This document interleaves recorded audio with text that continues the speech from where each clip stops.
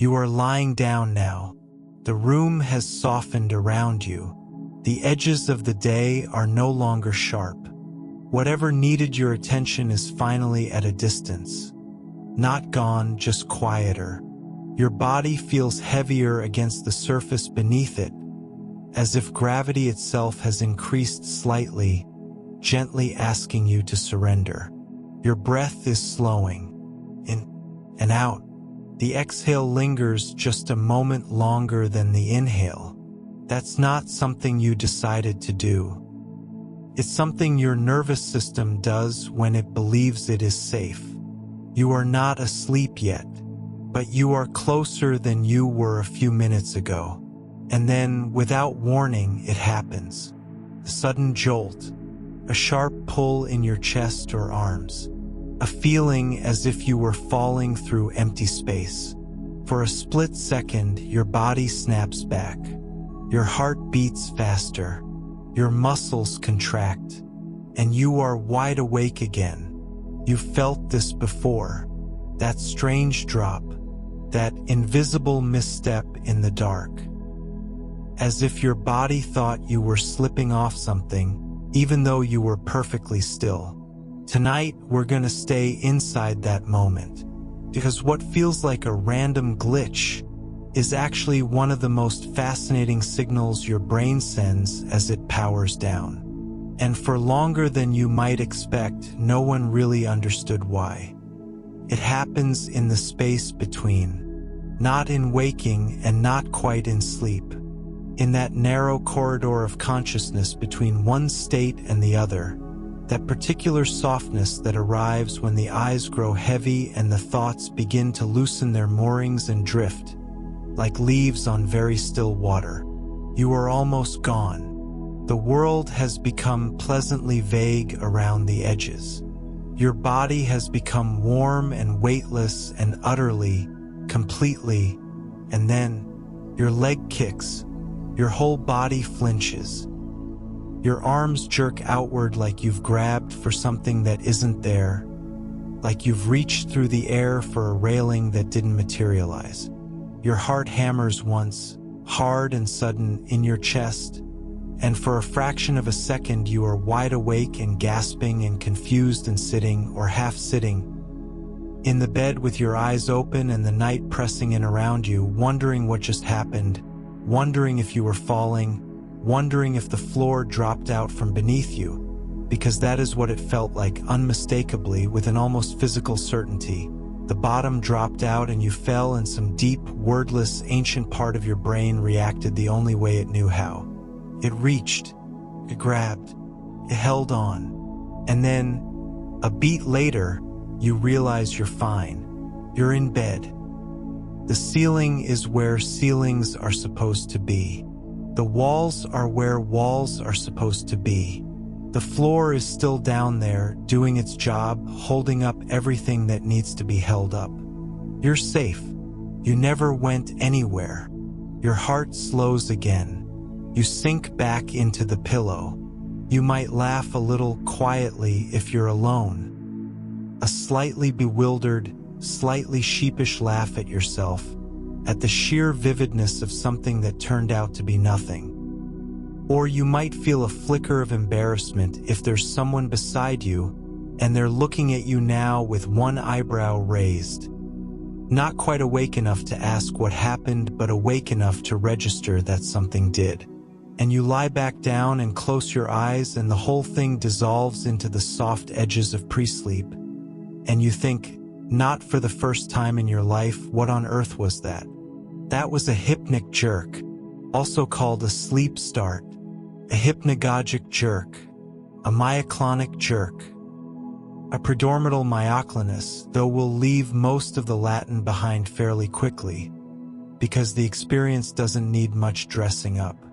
It is one of the most vividly ordinary things the human body does. Around 70% of people experience hypnic jerks at some point in their lives. Somewhere between 10 and 25% of people experience one every single night, regularly enough that it has become a familiar visitor at the threshold of sleep, that predictable lurch that means the transition has begun. Children have them. Elderly people have them. Athletes have them. Insomniacs have them. Light sleepers and deep sleepers, people who fall asleep on trains and people who can barely fall asleep in a silent room. All of us, at some point or another, lurch back from the edge of unconsciousness, heart pounding, convinced for one disorienting instant that we were falling from a very great height. And science, even now, does not entirely know why. Let me say that again because it's important. It is the thing that makes this experience worth exploring in depth rather than just dismissing. Science does not entirely know why hypnic jerks happen. That is not a dodge. That is not a gap in the research that will be filled next year or the year after by some definitive paper and a press release and a clean, tidy explanation. The hypnic jerk is genuinely one of those phenomena that sits right at the edge of our understanding, illuminated from multiple angles, explained in partial and overlapping and sometimes competing ways by neurologists, evolutionary biologists, sleep scientists, and physiologists. We know quite a lot about it. We know when it happens and what the brain looks like electrically when it does, and what factors make it more likely, and what the body appears to be doing in the moment it fires.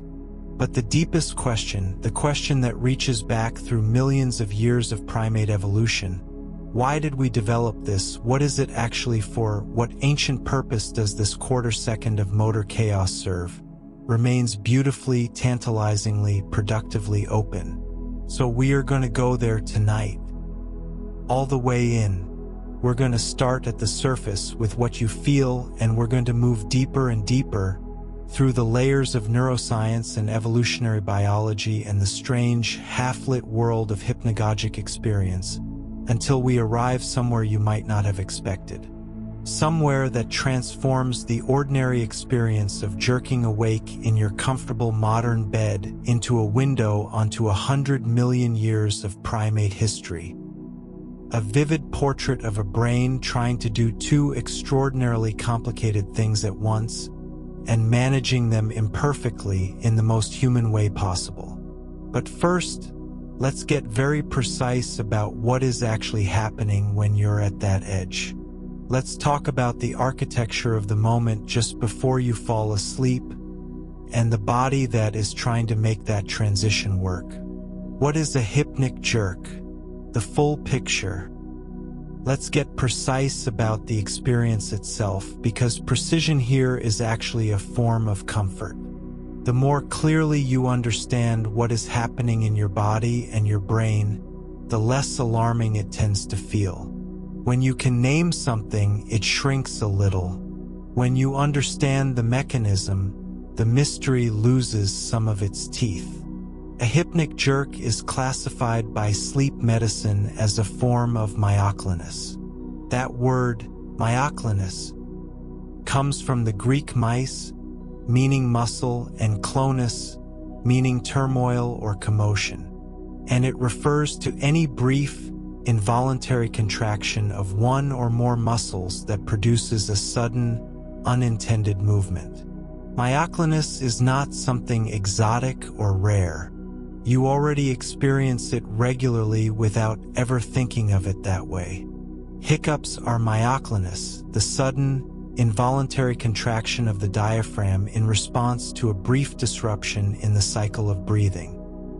The way your eyelid sometimes twitches when you're very tired is a mild, localized form of myoclonus. The startle reflex when you hear an unexpected loud sound involves myoclonic contractions of multiple muscle groups. Even the tiny twitches you sometimes feel in your calf after a long day of walking, those are myoclonic. Myoclonus is, at its root, simply the neuromuscular system firing when it didn't strictly need to, or when the timing is slightly off, or when a signal misfires in a way that produces motion where stillness was expected. The hypnic jerk is myoclonus of a specific, characteristically dramatic kind. It tends to involve large muscle groups, most often the legs, because the legs are where the largest muscles in the body live and where the most dramatic contraction is most visible and most strongly felt. Sometimes it involves the arms or one arm flinging outward or upward. Occasionally it feels like the entire body has contracted at once, a full body startle from which you emerge breathless and disoriented. It happens suddenly and without warning, without premonitory sensations in most cases, without the gradual buildup that would give you any chance to anticipate or brace for it. Sleep laboratory recordings, the polysomnogram data collected when people spend a night in a clinic with electrodes attached to their scalp and surface EMG sensors measuring muscle activity, show something very specific and very consistent about hypnic jerks. They occur during the transition from wakefulness to the first stage of sleep. Always, not during established sleep, not during REM, not during deep slow wave sleep, but in that narrow window of the wake-to-sleep crossing, usually within the first 15 to 30 minutes of going to bed, when the brain is making that initial, uncertain handover from the arousal state to the sleep state. The muscle burst itself, the contraction that causes the jerk, lasts less than 250 milliseconds.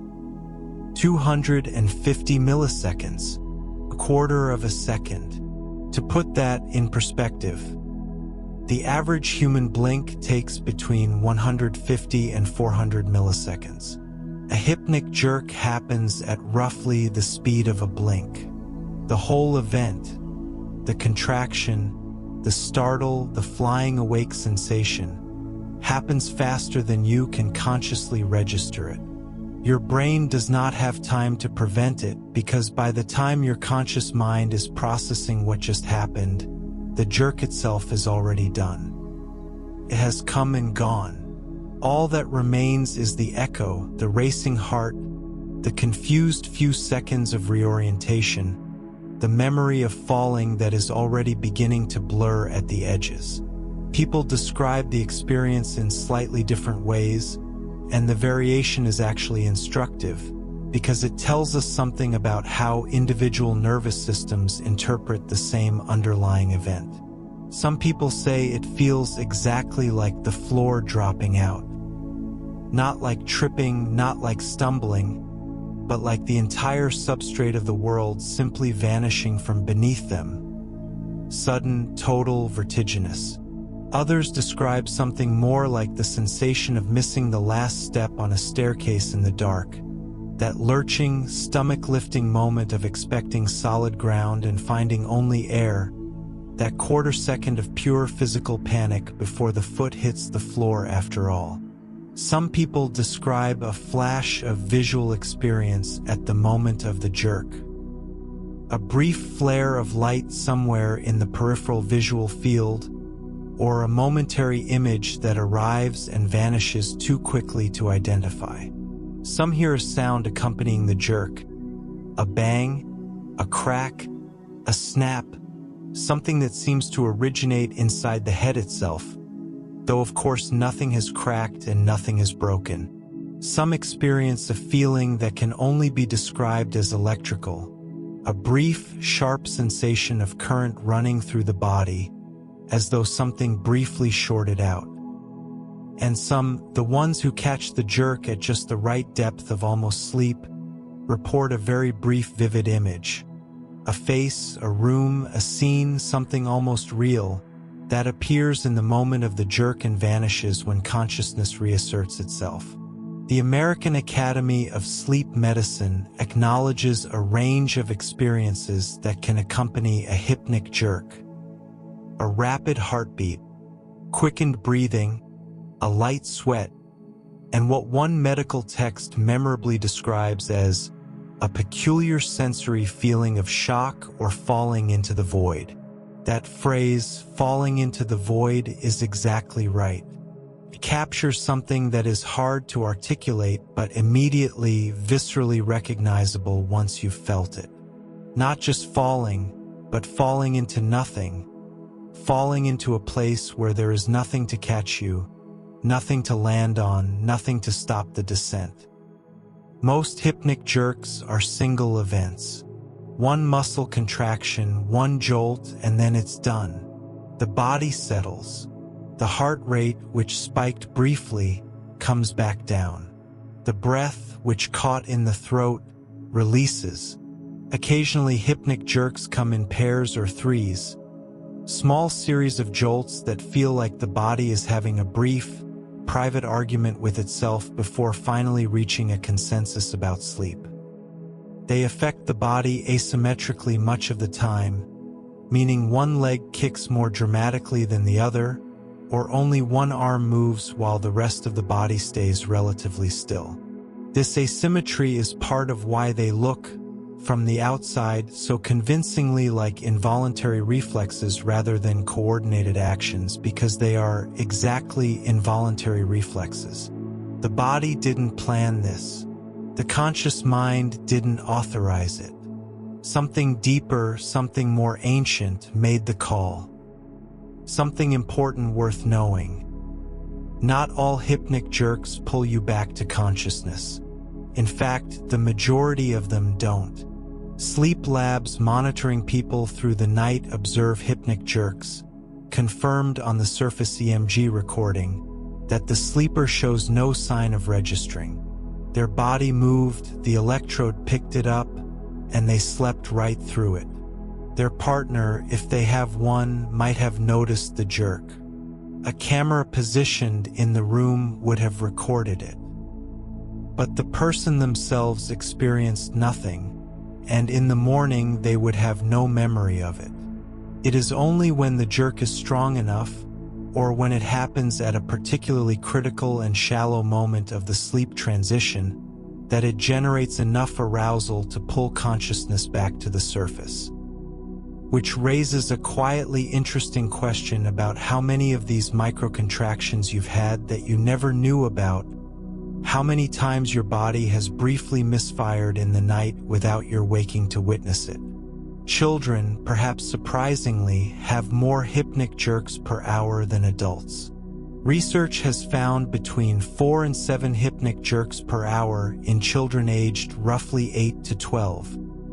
A rate that decreases steadily across the lifespan, settling to around 1 or 2 per hour by the time someone is in their 60s or 70s. The American Academy of Sleep Medicine notes that adults are actually more likely to complain about hypnic jerks than children are, which is interesting in itself. Children experience them more frequently but seem less bothered. Adults experience them less frequently but often find them more alarming, more disruptive to sleep onset, more deserving of concern. This may reflect differences in sleep depth. Children often fall asleep faster and more deeply, so even when a hypnic jerk occurs, they may not surface to full consciousness to register it. It may also reflect the adult tendency toward health anxiety, the adult awareness that the body is something that can go wrong, the adult habit of interpreting unfamiliar bodily sensations as potential symptoms. There is also a population difference worth knowing about. Women, according to some research, report hypnic jerks more frequently than men. Whether this reflects a genuine difference in the frequency of the events, or a difference in how likely people are to be aware of and report them, or some combination of both, is not entirely clear. But the gender difference in reported prevalence is consistent enough across studies to be worth noting. And let's address, directly, the thing that you might be wondering in the back of your mind. Could a hypnic jerk be a sign of something neurologically wrong? Could it indicate a seizure disorder?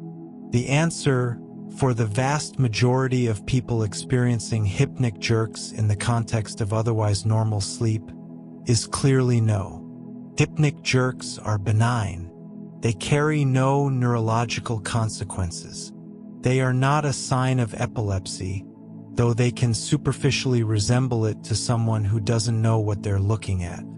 Sleep labs can distinguish between the two with complete reliability. Epileptic seizures leave characteristic spike in wave discharges in the EEG sharp, distinctive electrical storms in the brain that are unmistakable once you know how to read them. Hypnic jerks leave no such EEG signature. The brain is doing something else entirely during a hypnic jerk, something specific and interesting and mechanistically very different from a seizure. We'll get to exactly what that is. But first, let's build the foundation. Let's go into the brain itself and into the extraordinary and poorly appreciated complexity of what happens when you go to sleep. The brain at the edge of sleep, the architecture of the transition. Sleep does not arrive the way most people imagine it does. There is a common intuition, a kind of folk model of sleep that most of us carry around without ever examining it closely. That going to sleep is something like a light switch being flipped. You're awake and then you're asleep. Alert and then unconscious. Present and then gone. This model is completely wrong and productively so because the reality is so much richer. Sleep is a gradient. A carefully orchestrated, multi-stage transition that involves dozens of brain regions, multiple neurotransmitter systems, the gradual handover of control from arousal-promoting circuits to sleep-promoting ones, and a series of distinct biological states that each have their own electrical signature, their own physiological characteristics, their own relationship between the thinking mind and the resting body. There are researchers who have devoted their entire careers to understanding just one of these stages.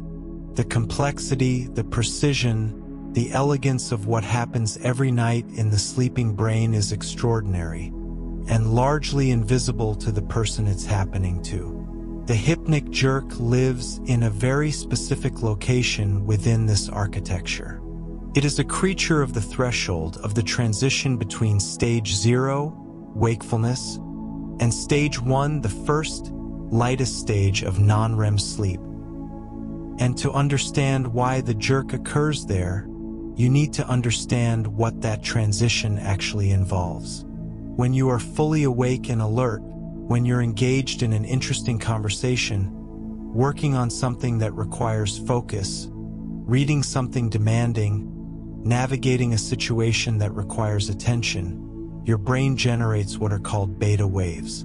These are high-frequency electrical oscillations, rapid and somewhat irregular, in the range of 13 to 30 cycles per second. Beta waves are the signature of an engaged, active brain. They are the electrical fingerprint of a nervous system doing something, of consciousness engaged with the world, of a mind that is processing inputs and generating responses and maintaining the narrative of experience that we call being awake. As you begin to relax, when you close your eyes, when you set down the thing you were doing, when you settle into a comfortable position and let the demands of the day begin to step back, the brain shifts from beta into alpha. Alpha waves are slower at 8 to 13 cycles per second, and more synchronized. They have a very distinctive quality. They are organized but not effortful. They are the rhythm of rest without sleep, of a mind that has become quiet but has not yet gone anywhere. If you've ever meditated, even briefly, you've been in a state dominated by alpha waves. That hovering, pleasant quality, alert but soft, present but unhurried, conscious but not busy. That's alpha. You can also see alpha waves very clearly in EEG recordings of people who are simply sitting with their eyes closed, doing nothing. The brain, freed from the demands of sensory processing and active thought, falls into this slower, more rhythmic pattern. Alpha is the antechamber of sleep. It is where you linger on the threshold. You can be in alpha for quite a long time without crossing over into actual sleep. This is what's happening when you're resting with your eyes closed but still aware of the sounds around you, still capable of responding if someone speaks to you, still tracking the content of your own thoughts even though they've grown slower and less structured. It's a pleasant state, often more restorative than it looks from the outside, but it is not sleep. As you drift deeper, as the eyes grow heavy and the thoughts begin to lose their edges and blend into one another, the brain starts making its next shift. Alpha gives way slowly and gradually to theta. Theta waves are slower still, between 4 and 7 cycles per second. And theta is the signature of stage 1 non-REM sleep, what modern sleep medicine calls N1. The American Academy of Sleep Medicine defines stage N1 as beginning when the alpha rhythm diminishes to less than 50% of any given 30-second epoch of recorded EEG, replaced by the slower, mixed-frequency theta activity. The N1 stage typically lasts between 1 and 7 minutes during the first sleep cycle of the night. It is fleeting. It is transitional. It is the most unstable and fragile period of sleep, the period during which you are most easily returned to wakefulness by any external or internal disturbance. During this N1 transition, several things happen simultaneously. The eyes, beneath the closed lids, begin to perform what sleep researchers call slow, rolling movements. Not the rapid, darting eye movements of REM sleep later in the night, but a slow, smooth, pendulum-like oscillation from side to side, or up and then down. This is one of the clearest behavioral signatures of stage 1 sleep and can be easily observed. Respiration slows. The breathing becomes more regular, more automatic, less tied to the variable demands of conscious thought. Heart rate decreases slightly, perhaps 5 to 10 beats per minute, a modest but consistent drop that reflects the early shift toward the parasympathetic mode that will deepen as sleep progresses. Core body temperature begins its nightly descent, dropping toward the lower levels that are associated with the deeper phases of sleep. And something else happens, something that is absolutely crucial to understanding the hypnic jerk. Muscle tone begins to decrease. The body, which has been holding itself together all day, maintaining posture against gravity, counteracting the constant small perturbations of balance, ready at any moment to reach, stand, respond, react, begins to release. The postural muscles that have been perpetually engaged throughout every waking hour begin to lose the low-level background tension that has been keeping you upright and ready. The jaw unclenches. The shoulders, which many people carry at a slightly elevated tension throughout the day, finally drop. The muscles of the neck and back, which have been working steadily since the moment you got out of bed this morning, begin to soften. There is a quality of dissolution to this. A body that has been braced and ready for 12 or 16 hours finally allowed to simply let go. But here is where the story becomes complicated. And here is where the hypnic jerk enters.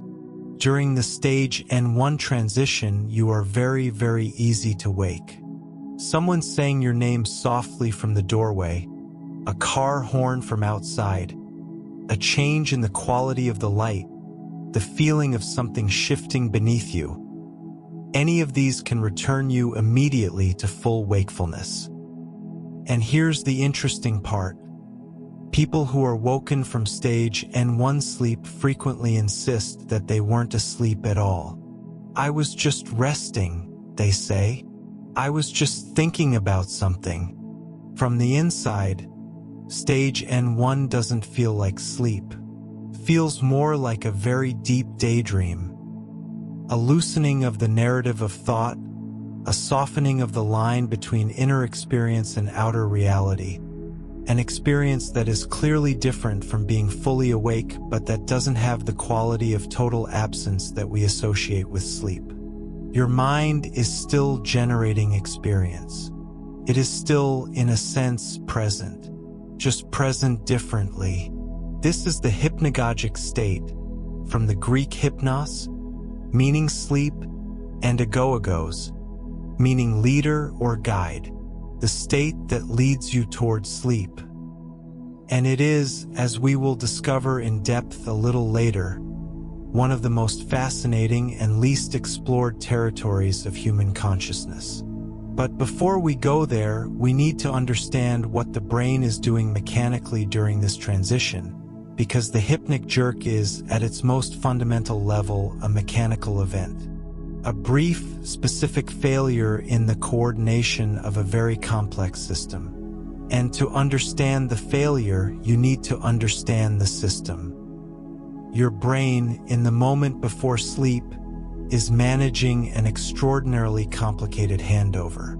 The systems that kept you awake and alert throughout the day, the arousal circuits of the ascending reticular activating system, the monoamine releasing nuclei of the brainstem, the motor control pathways that kept your body responsive and ready, the constant monitoring of the environment for threats and opportunities. All of these need to step back gradually and in the right sequence and allow the sleep-promoting systems to take over. This is not a simple binary switch. It is a negotiation, a gradual redistribution of authority across dozens of brain regions, involving multiple neurotransmitter systems that have been in dynamic balance all day long and now need to rebalance in a different direction. And right at the moment of that rebalancing, right at the most uncertain, most unstable point of the handover, something occasionally goes wrong in a very specific and instructive way. The motor system sends a signal that the rest of the brain wasn't expecting. And your leg kicks, the brainstem and the misfire, going deeper into the mechanism.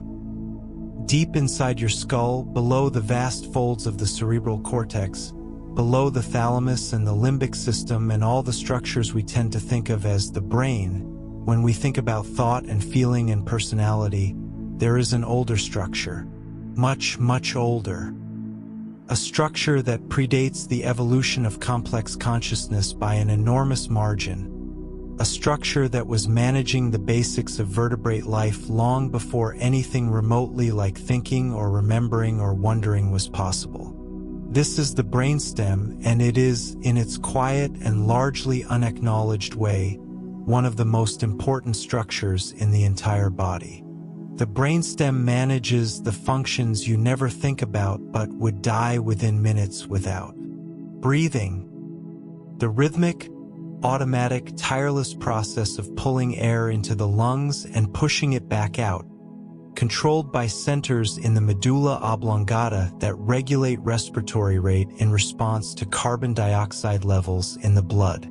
Heart rate and blood pressure, maintained by cardiovascular centers in the brainstem that modulate the output of the heart and the tone of the blood vessels in response to constant feedback from the body. Swallowing, coughing, vomiting, all coordinated by brainstem circuits. The pupil responses of the eyes, the regulation of consciousness itself. If the brainstem is severely and globally damaged, if a stroke or a catastrophic injury cuts off its function, the person does not think differently or feel differently. They simply stop existing as a conscious entity. Everything that is you up in the cortex, all the memories and preferences and relationships and ideas that constitute your experience of being yourself, depends moment to moment on the brainstem keeping the lights on. Running through the core of the brainstem, from the lower medulla all the way up through the pons and into the midbrain, is a diffuse and intricate network of interconnected nuclei and nerve fibers called the reticular formation. The name comes from the Latin for net, reti, and that's exactly what it looks like under a microscope. A net, a mesh, a complex web of cells with connections going in every direction. The reticular formation is not a single structure with a single function. It is more like a relay station, an integration hub, a place where information from many different sources converges and is processed and rerouted. The reticular formation receives approximately 100 million nervous impulses every single second. Let that number sit for a moment. 100 million signals per second, arriving from sensory systems throughout the body, from higher brain regions, from the spinal cord. The sum total of everything the nervous system is tracking and monitoring and responding to at any given instant. And the reticular formation processes this flood of information and modulates the state of the rest of the brain accordingly. Within the reticular formation, and particularly important for our story, is a set of circuits that collectively constitute the ascending reticular activating system, the ARAS. The ARAS is essentially the brain's wakefulness generator, its consciousness engine. Through networks of ascending projections that reach all the way up to the cerebral cortex, the ARAS maintains the background state of arousal, the baseline alertness without which perception, thought, and response are impossible. The ARAS sends signals upward via multiple neurotransmitter pathways.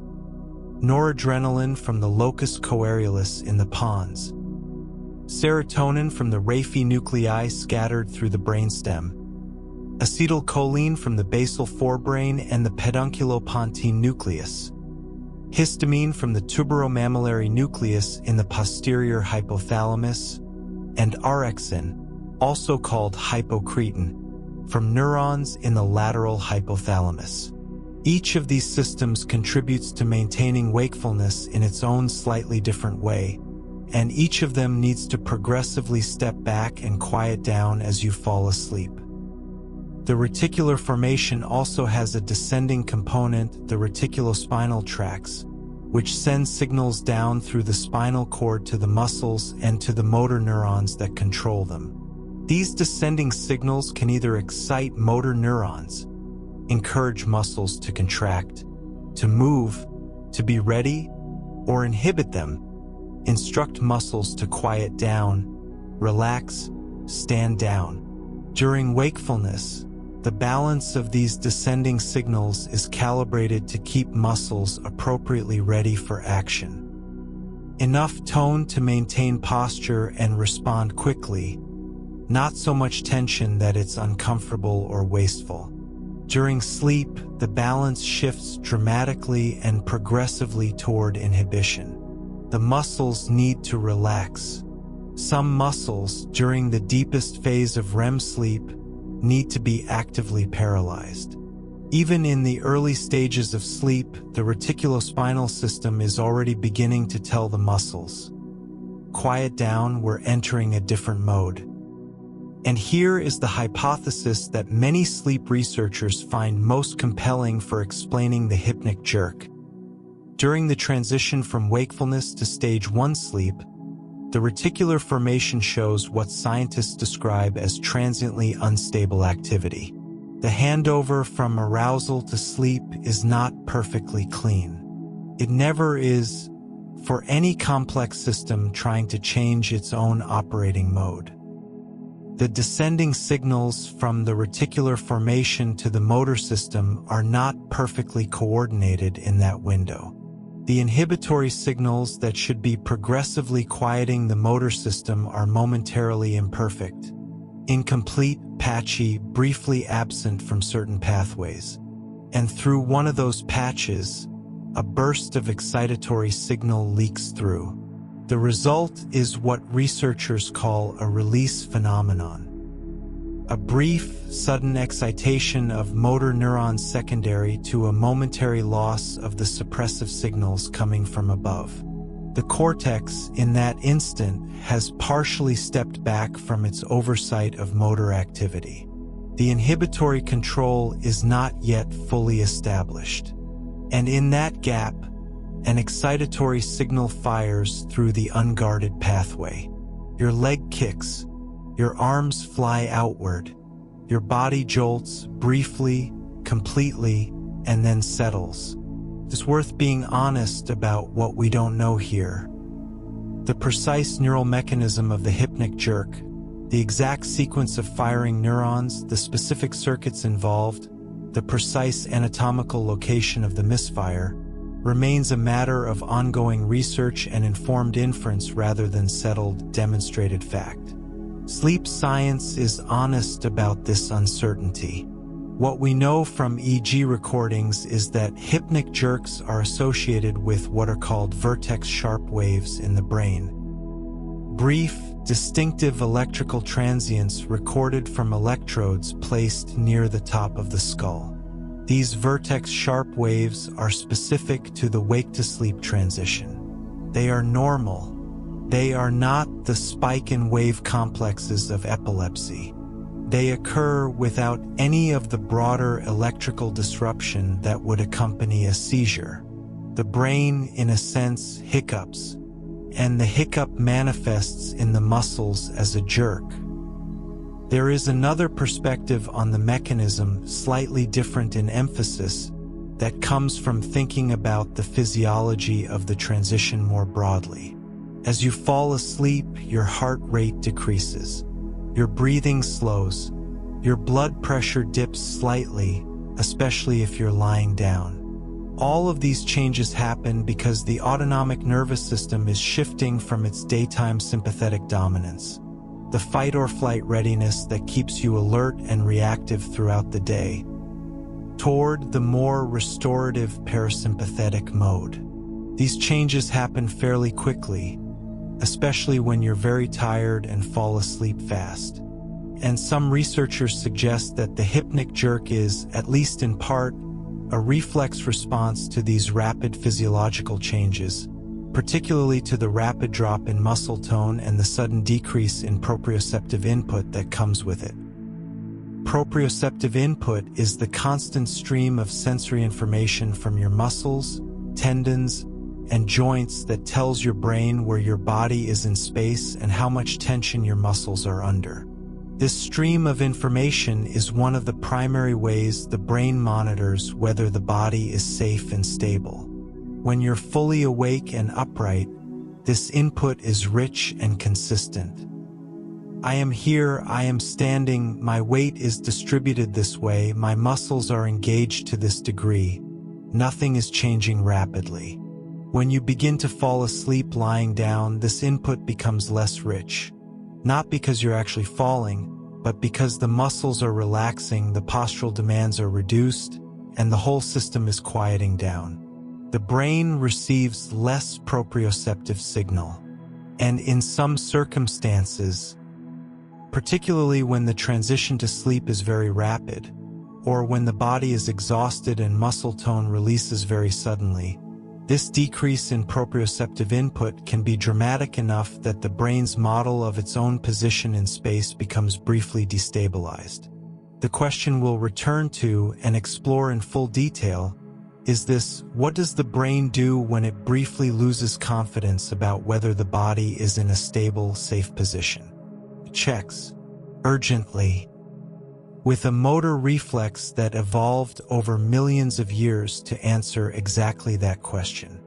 But before we get to the evolutionary story, and it is an extraordinary story, let's go deeper into the sensory experience of the hypnic jerk. Because the question of why it feels like falling is fascinating enough to deserve its own full exploration. Why does it feel like falling? The sensory interpretation. Your body knows where it is in space. This sounds obvious, almost tautological. Of course you know where you are. You can open your eyes and look at the room. You can feel the bed beneath you. You know perfectly well that you are lying down and not suspended in midair. But the knowing I'm talking about operates at a level below conscious thought, a level that doesn't require visual confirmation or deliberate attention. Your brain is perpetually, automatically, without any involvement of the conscious mind, monitoring the position of every limb, the orientation of your head, the angle of your torso, the distribution of your weight, the relationship between all the movable parts of your physical self and the ground beneath. It does this using information arriving continuously from three interacting sensory systems: the visual system, the proprioceptive system, and the vestibular system. All three feed into the brain's model of where the body is and whether it's safe. And when one or more of them goes quiet unexpectedly, the model becomes uncertain. The vestibular system is what most people think of when they think about balance, and it lives in the inner ear, specifically in a fluid-filled, snail-shaped bony structure called the labyrinth. Inside this labyrinth are two main types of mechanosensory apparatus: the three semicircular canals, arranged in three roughly perpendicular planes to cover all possible directions of rotation, are filled with fluid called endolymph, and at the base of each canal is a cluster of hair cells. When your head rotates in any direction, the endolymph lags behind slightly due to inertia, bending the hair cells in the opposite direction, which generates a neural signal that the brain interprets as rotating this direction at this speed. It's an elegant, beautifully sensitive gyroscope, and it works continuously, even during sleep, even when you're not paying any conscious attention to it. The otolithic organs, the utricle and the saccule, detect linear acceleration and the direction of gravity. They contain tiny crystals of calcium carbonate called otoliths, literally ear stones, embedded in a gelatinous layer overlying more hair cells. When you accelerate forward or tilt your head, or, crucially, accelerate downward in a fall, the otoliths shift under the influence of the changing force, bending the hair cells and generating signals that the brain interprets as acceleration or gravity orientation.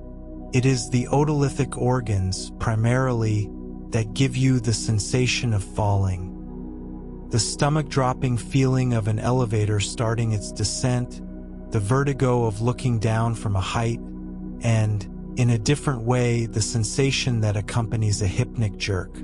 Now let's think about what happens to all three of these sensory systems when you begin to fall asleep. The visual system goes offline first and most completely. Your eyes close. The visual cortex, which has been receiving a constant, rich stream of information about the external world all day, loses its primary input. This is not alarming. It happens every night and the brain is completely accustomed to it. But it does mean that one of the three main contributors to the spatial self model is now contributing nothing or very little. Proprioception is next. As muscle tone decreases during the stage N1 transition, the sensory signal from those muscles diminishes. Your muscles contain specialized receptors, muscle spindles that report the length and stretch of the muscle, Golgi tendon organs that report the tension on tendons, and all of these report to the brain on a continuous basis. When muscles are relaxed and still and not being demanded to do anything, these receptors fire less frequently and send a quieter signal. The brain is receiving less information about the state of the muscles, less feedback about tension, position, readiness. The vestibular system is the only one of the three that keeps reporting relatively normally during the transition to sleep, because the semicircular canals and otoliths respond to actual physical movement and actual gravitational forces, and if you're lying still, those forces are constant and the signal is stable. But here is the vulnerability. When the visual input is gone and the proprioceptive input is reduced, the brain is left constructing its spatial self-model primarily from vestibular input, which is stable but sparse. And the brain, which is extraordinarily sensitive to any pattern that might suggest threat, is operating in a state where ambiguity about physical position is slightly higher than usual. In this state, the rapid and dramatic release of remaining muscle tension, which is exactly what happens during hypnic jerks in the context of falling asleep quickly, can produce a brief but significant mismatch in the brain's model. Here is what the brain's model expects. I am lying down. I am supported. The muscles are under a certain, relatively consistent level of tension that reflects both the support of the mattress and the residual tone of the postural muscles. This pattern is stable. This pattern means I am safe. Here is what the brain's model briefly receives. Muscle tension is dropping rapidly. Proprioceptive input is decreasing. Visual input is absent. There is a brief pattern of input that is ambiguous, that is consistent with either A, lying down and transitioning to sleep, or B, the beginning of a fall. Most of the time, the brain correctly resolves this ambiguity in favor of interpretation A. But in some circumstances, when the transition to sleep is very rapid, when fatigue is causing an unusually abrupt release of muscle tone, when the nervous system is already running at elevated sensitivity due to stress or caffeine, the brain's threat detection system errs on the side of caution. It interprets the ambiguous pattern as a possible fall, and it responds accordingly, with a motor reflex designed to arrest a fall, which is the jerk.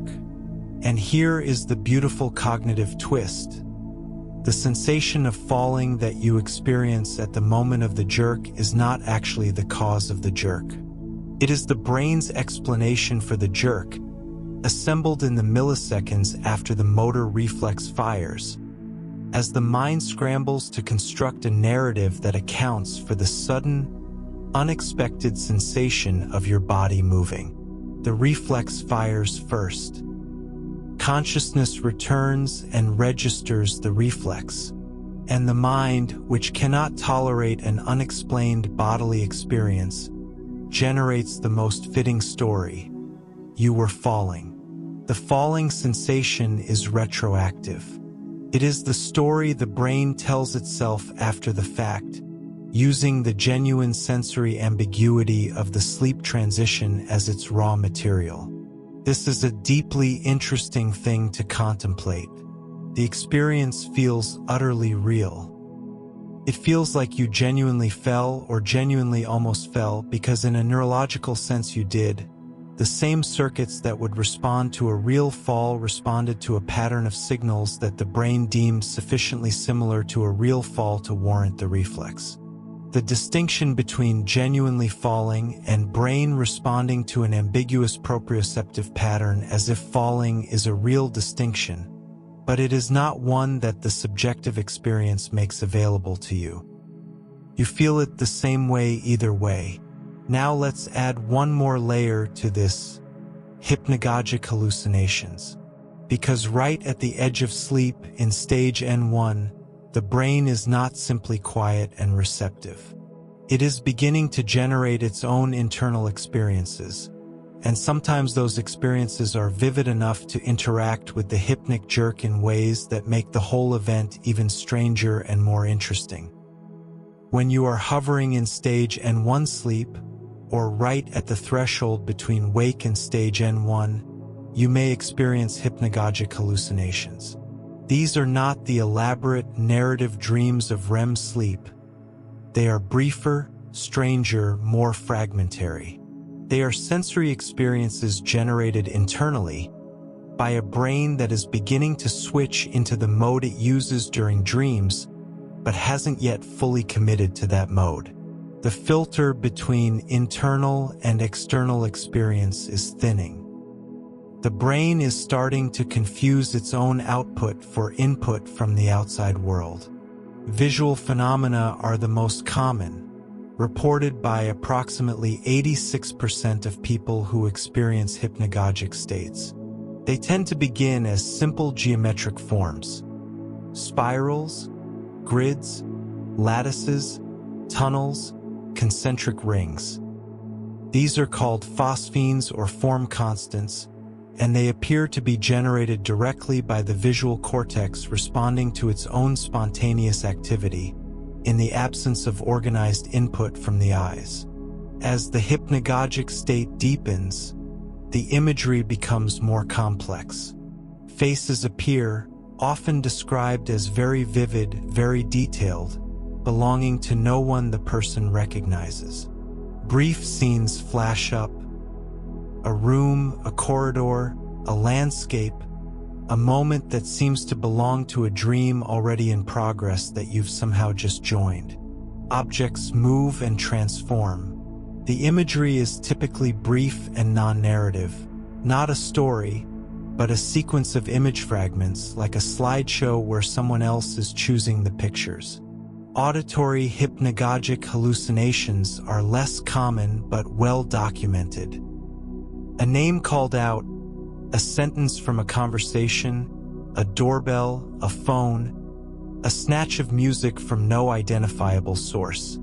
And some people experience more purely bodily hypnagogic sensations. A feeling of floating, of slow rotation, of the room tilting gently one way and then the other, of a presence nearby in the dark.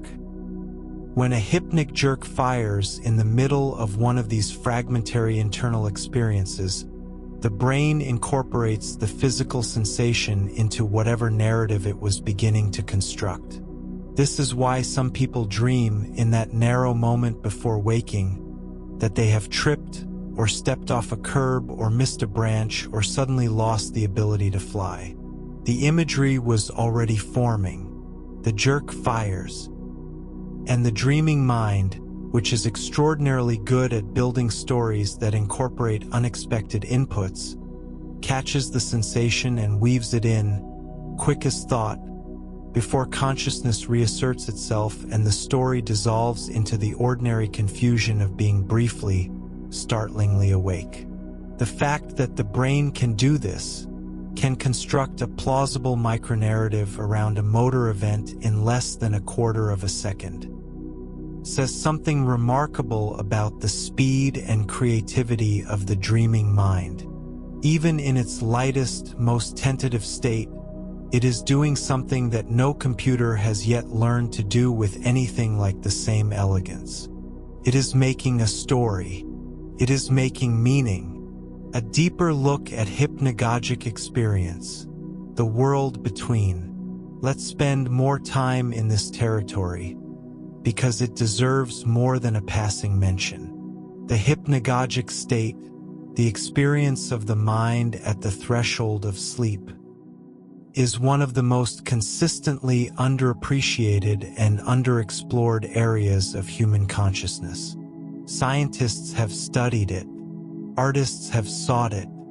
Philosophers have written about it. And despite the fact that it is available to almost every human being, every night, it remains poorly understood and largely invisible in the cultural conversation about sleep and mind. The word hypnagogic was coined by the French psychologist Alfred Maury in 1848, though the experience it names had been noticed and recorded for centuries before Maury gave it a name. Aristotle wrote about the state between sleep and waking, noting that the experiences of that threshold were neither fully dream nor fully waking vision. Various mystics and contemplatives across different traditions described their threshold experiences as sources of insight or spiritual perception. The Sufi mystic tradition has elaborate frameworks for the hypnagogic state, as does certain branches of Tibetan Buddhism, which uses the term dream yoga to describe deliberate cultivation of awareness during the sleep transition. Maury himself documented his own hypnagogic experiences exhaustively, noting that they included vivid images, brief scenes, and occasionally sounds. He recognized that these experiences were distinct from dreams in their typical brevity and fragmentation, and that they occurred specifically during the transition to sleep rather than during established sleep. His descriptions remain recognizable to anyone who has paid attention to their own threshold experiences. a face appearing and then dissolving, a voice speaking a sentence that makes no sense once consciousness reasserts itself, a scene from somewhere that might be a memory or might be completely invented. Modern neuroscience has brought considerably more precision to this picture, though it has also revealed how much we still don't know. What we do know is that the visual cortex, the large region at the back of the brain dedicated to processing visual information, does not simply go dark when the eyes close. It continues to be active during sleep, and during the hypnagogic transition, that activity produces experiences. The form constants, those geometric patterns that appear early in the hypnagogic state, correspond to the architecture of the visual cortex itself. The way its neurons are organized and interconnected is what produces spirals and grids and tunnels rather than random noise. When the visual cortex stops receiving organized input from the eyes and starts processing its own spontaneous activity, it generates images that reflect its own structure. The brain, in a sense, begins to see itself. As the state deepens, the visual imagery becomes more complex because more brain regions are contributing. Memory-associated regions begin to activate. Emotional processing regions come online.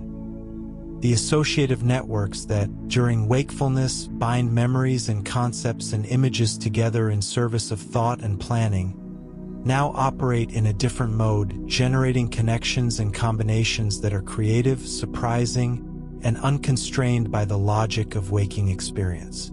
A face, a room, a brief scene, these are not random. They are the product of the associative networks doing what they do, but doing it in a context where the usual editorial control of the prefrontal cortex has loosened, and so the connections run more freely, more unexpectedly, more vividly. This is why the hypnagogic state has been so attractive to creative thinkers. The associations are real. The images are generated by the same neural machinery that generates all thought and memory and imagination. But in the hypnagogic state, that machinery is freed from some of its usual constraints, and so it produces things that the fully waking mind might never have generated: unexpected combinations, novel images, solutions to problems that were resistant to the more systematic approaches of alert consciousness. Thomas Edison famously exploited this. He would settle into a chair to nap, holding steel balls in his hands, so that when his grip relaxed at the edge of sleep, the balls would clatter to the floor, the noise would startle him awake, and he could capture whatever he'd been experiencing in the hypnagogic moment before waking. He reportedly kept a notebook by the chair specifically for this purpose. Whether the method was as consistently fruitful as the stories suggest is not entirely clear, but the principle is sound. Edison understood that the hypnagogic state was a specific and potentially valuable type of cognitive experience, different from both waking thought and full dreaming, and that it was accessible only in that narrow window of the sleep transition. Salvador Dali used an almost identical method, and there is a famous photograph of him sitting in a chair with a key held loosely in his hand above a plate on the floor. The key would fall when sleep arrived, the clatter would wake him. He described the resulting images as sources of surrealist imagery, and looking at his paintings, it's not hard to see the aesthetic resonance with the described qualities of hypnagogic experience. The strange juxtapositions, the unexpected transformations, the dreamlike logic that is real but not quite real.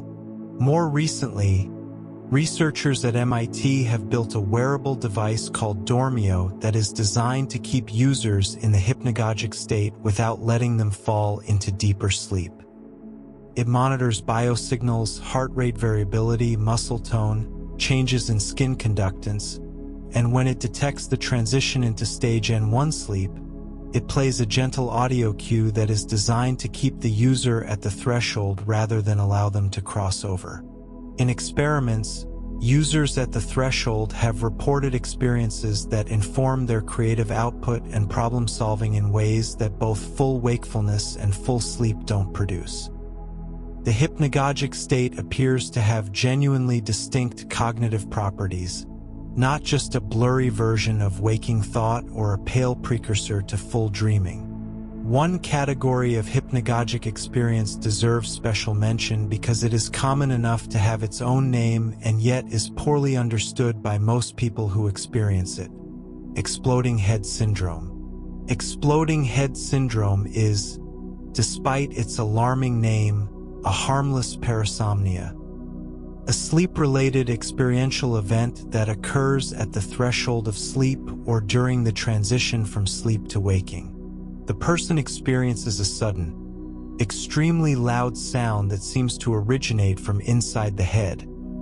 A bang, an explosion, a crash, sometimes described as a thunderclap or the sound of a gunshot going off directly behind the eyes.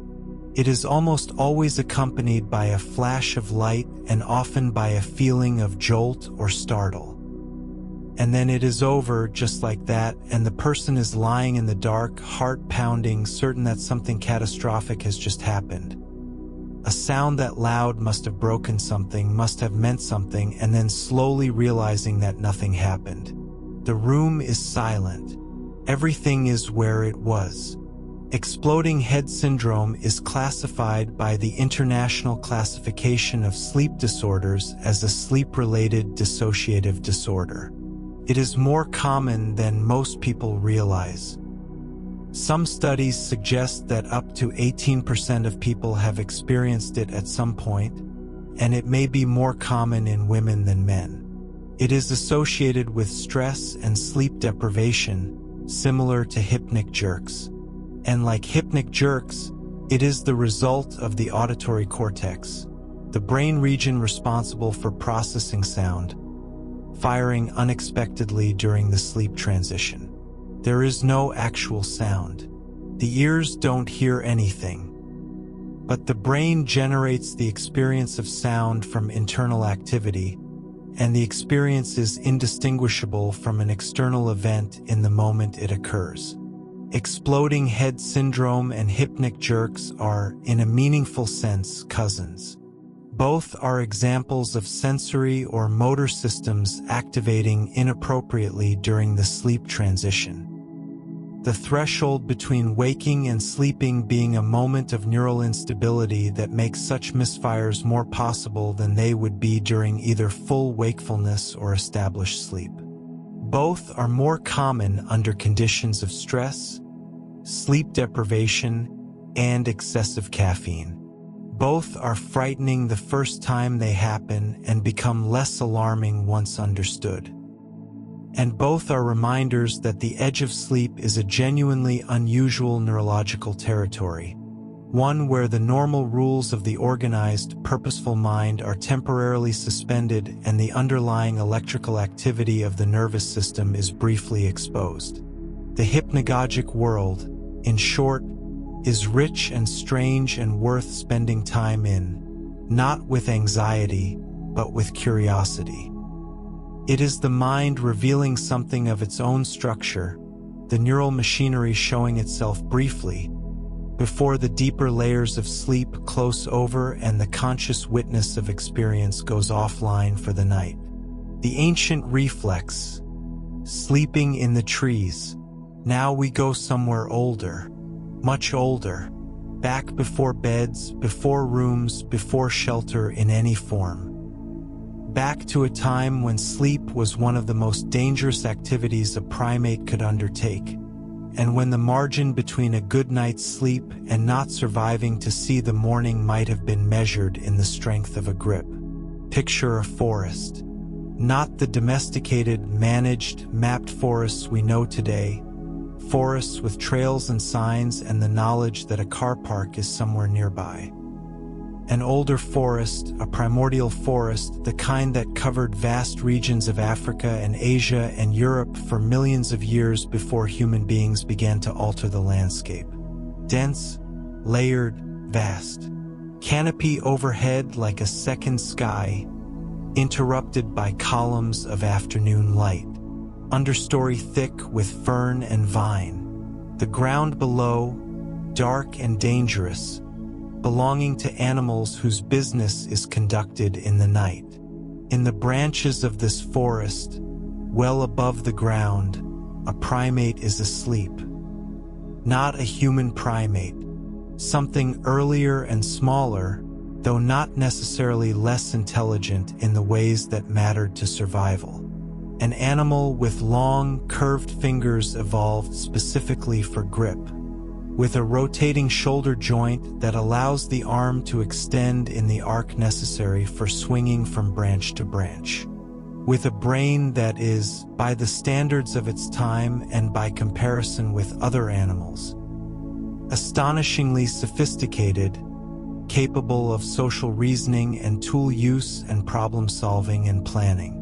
An animal that has spent its day foraging and socializing and navigating the complex social politics of its group, and that is now, in the last of the evening light, doing something that every warm-blooded social creature eventually has to do. It is giving itself over to unconsciousness. But giving yourself over to unconsciousness when you are 60 feet off the ground is not simple. The branch beneath the animal is sturdy. It selected it carefully before nightfall, but it is not flat, not padded, not equipped with rails. The animal has built or selected some kind of sleeping structure.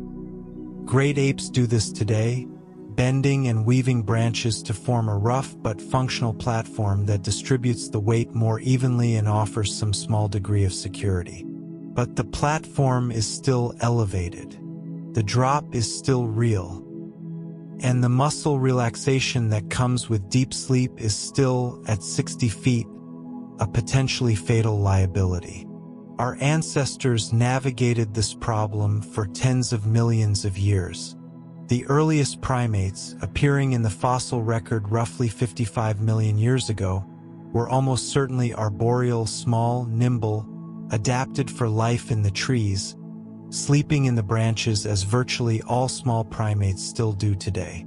The lineage that eventually led to humans remained substantially arboreal, or at least maintained significant arboreal capacity for the vast majority of that time. Even the early hominins, the Australopithecus species that walked upright on the ground during the day, retained anatomy consistent with substantial tree climbing.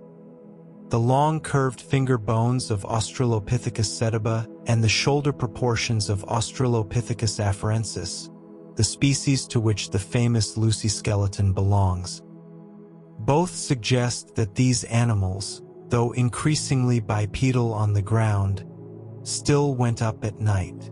The great apes give us our best window into this ancient pattern, because they are our closest living relatives and they still practice the behavior our ancestors practiced for millions of years. Chimpanzees, which share approximately 98.7% of our DNA, build fresh sleeping nests every single evening. They do not return to the same nest night after night. They build new ones, selecting a tree, bending branches, weaving the structure carefully enough to hold their weight through the night. They are meticulous about this. The quality of the nest matters. The height matters, high enough to be above the reach of leopards, which are the primary nocturnal predator of chimpanzees, but not so high that the canopy becomes too thin and unstable to support the weight.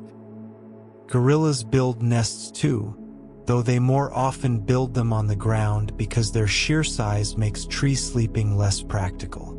Orangutans, which are more completely arboreal than the African great apes, build the most elaborate sleeping structures, sometimes constructing roofs over their nests from bent branches. This pattern, careful nest construction in elevated locations, every night as a matter of survival, was the standard operating procedure for our lineage for tens of millions of years. It is not ancient history. It is the overwhelming majority of the evolutionary history of our family. Homo sapiens sapiens, our own species, has existed for only about 300,000 years. The genus Homo has existed for about 2.8 million years. Even if the shift to ground sleeping happened with the emergence of Homo erectus roughly 2 million years ago, which is one reasonable estimate, that still means that ground sleeping occupies only about 1/35 of the total evolutionary history of primates. For 34 out of every 35 chapters of our family's history, sleeping in trees was the norm. And in that context, the hypnic jerk makes extraordinary sense. The hypothesis, articulated most clearly by Frederick Coolidge, a psychologist at the University of Colorado, goes like this. The hypnic jerk is an archaic protective reflex, shaped by natural selection during the long millennia of arboreal sleep, that activated when the sleeping primate's grip began to loosen. As the animal drifted toward deeper sleep, its muscles relaxed. The grip on the branch loosened marginally.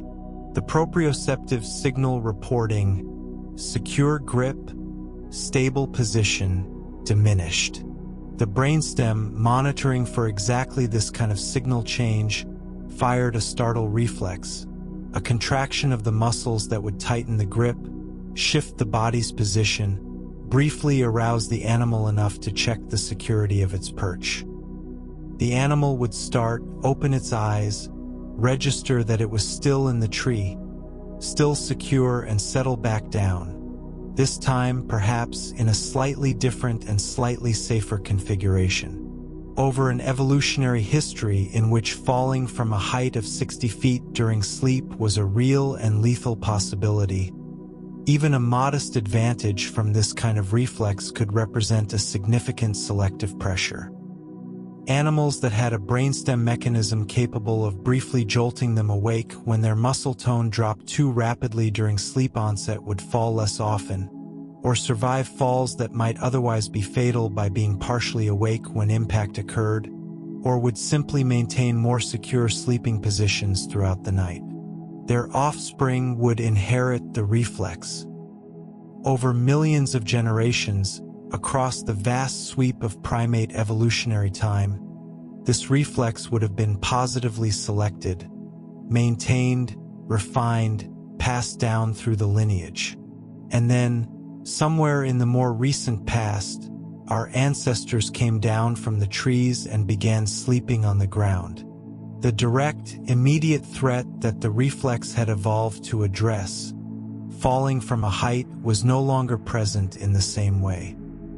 Ground sleeping is much safer than tree sleeping in terms of the risk of falling, even though it introduces other risks, predators, flooding, cold.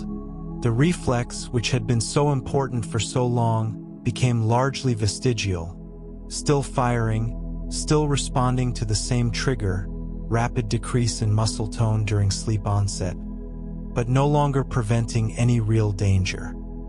Like wisdom teeth that evolved for a different diet, or the muscles in the ear that evolved to rotate it toward sounds the way cats' ears rotate, the hypnic jerk may be a reflex that made profound survival sense for tens of millions of years and now persists simply because there hasn't been strong enough selection pressure to eliminate it in the relatively short time since we abandoned the trees. This is the evolutionary account of the hypnic jerk.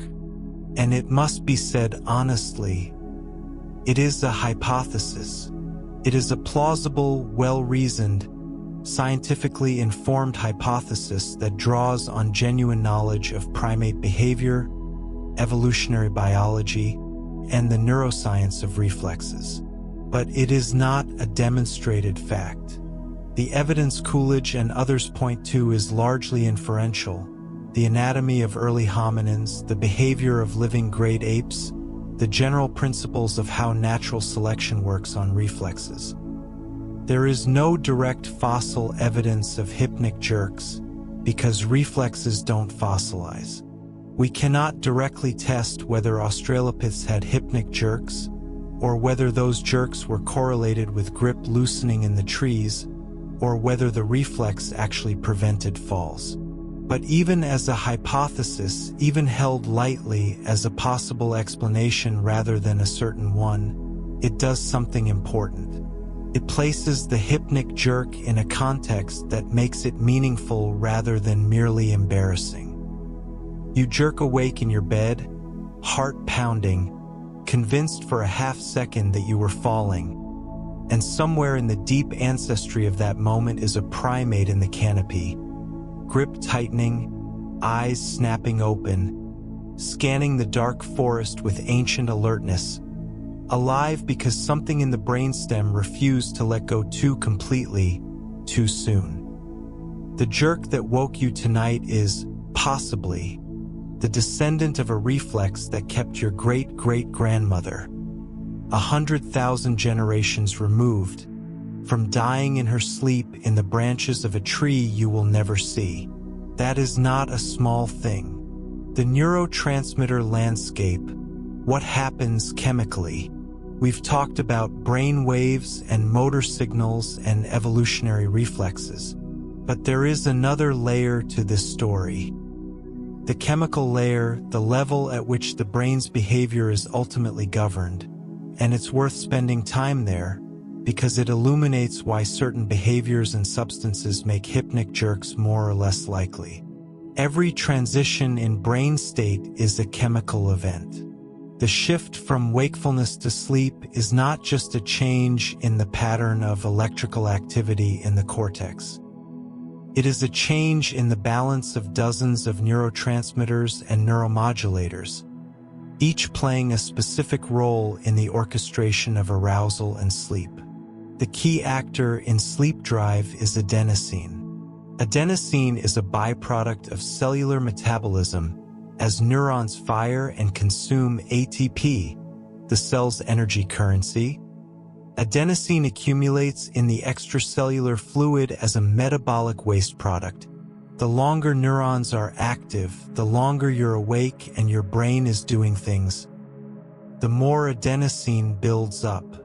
And adenosine acts on specific receptors, primarily A1 and A2A receptors, in the brain that, when activated, suppress the activity of the arousal systems.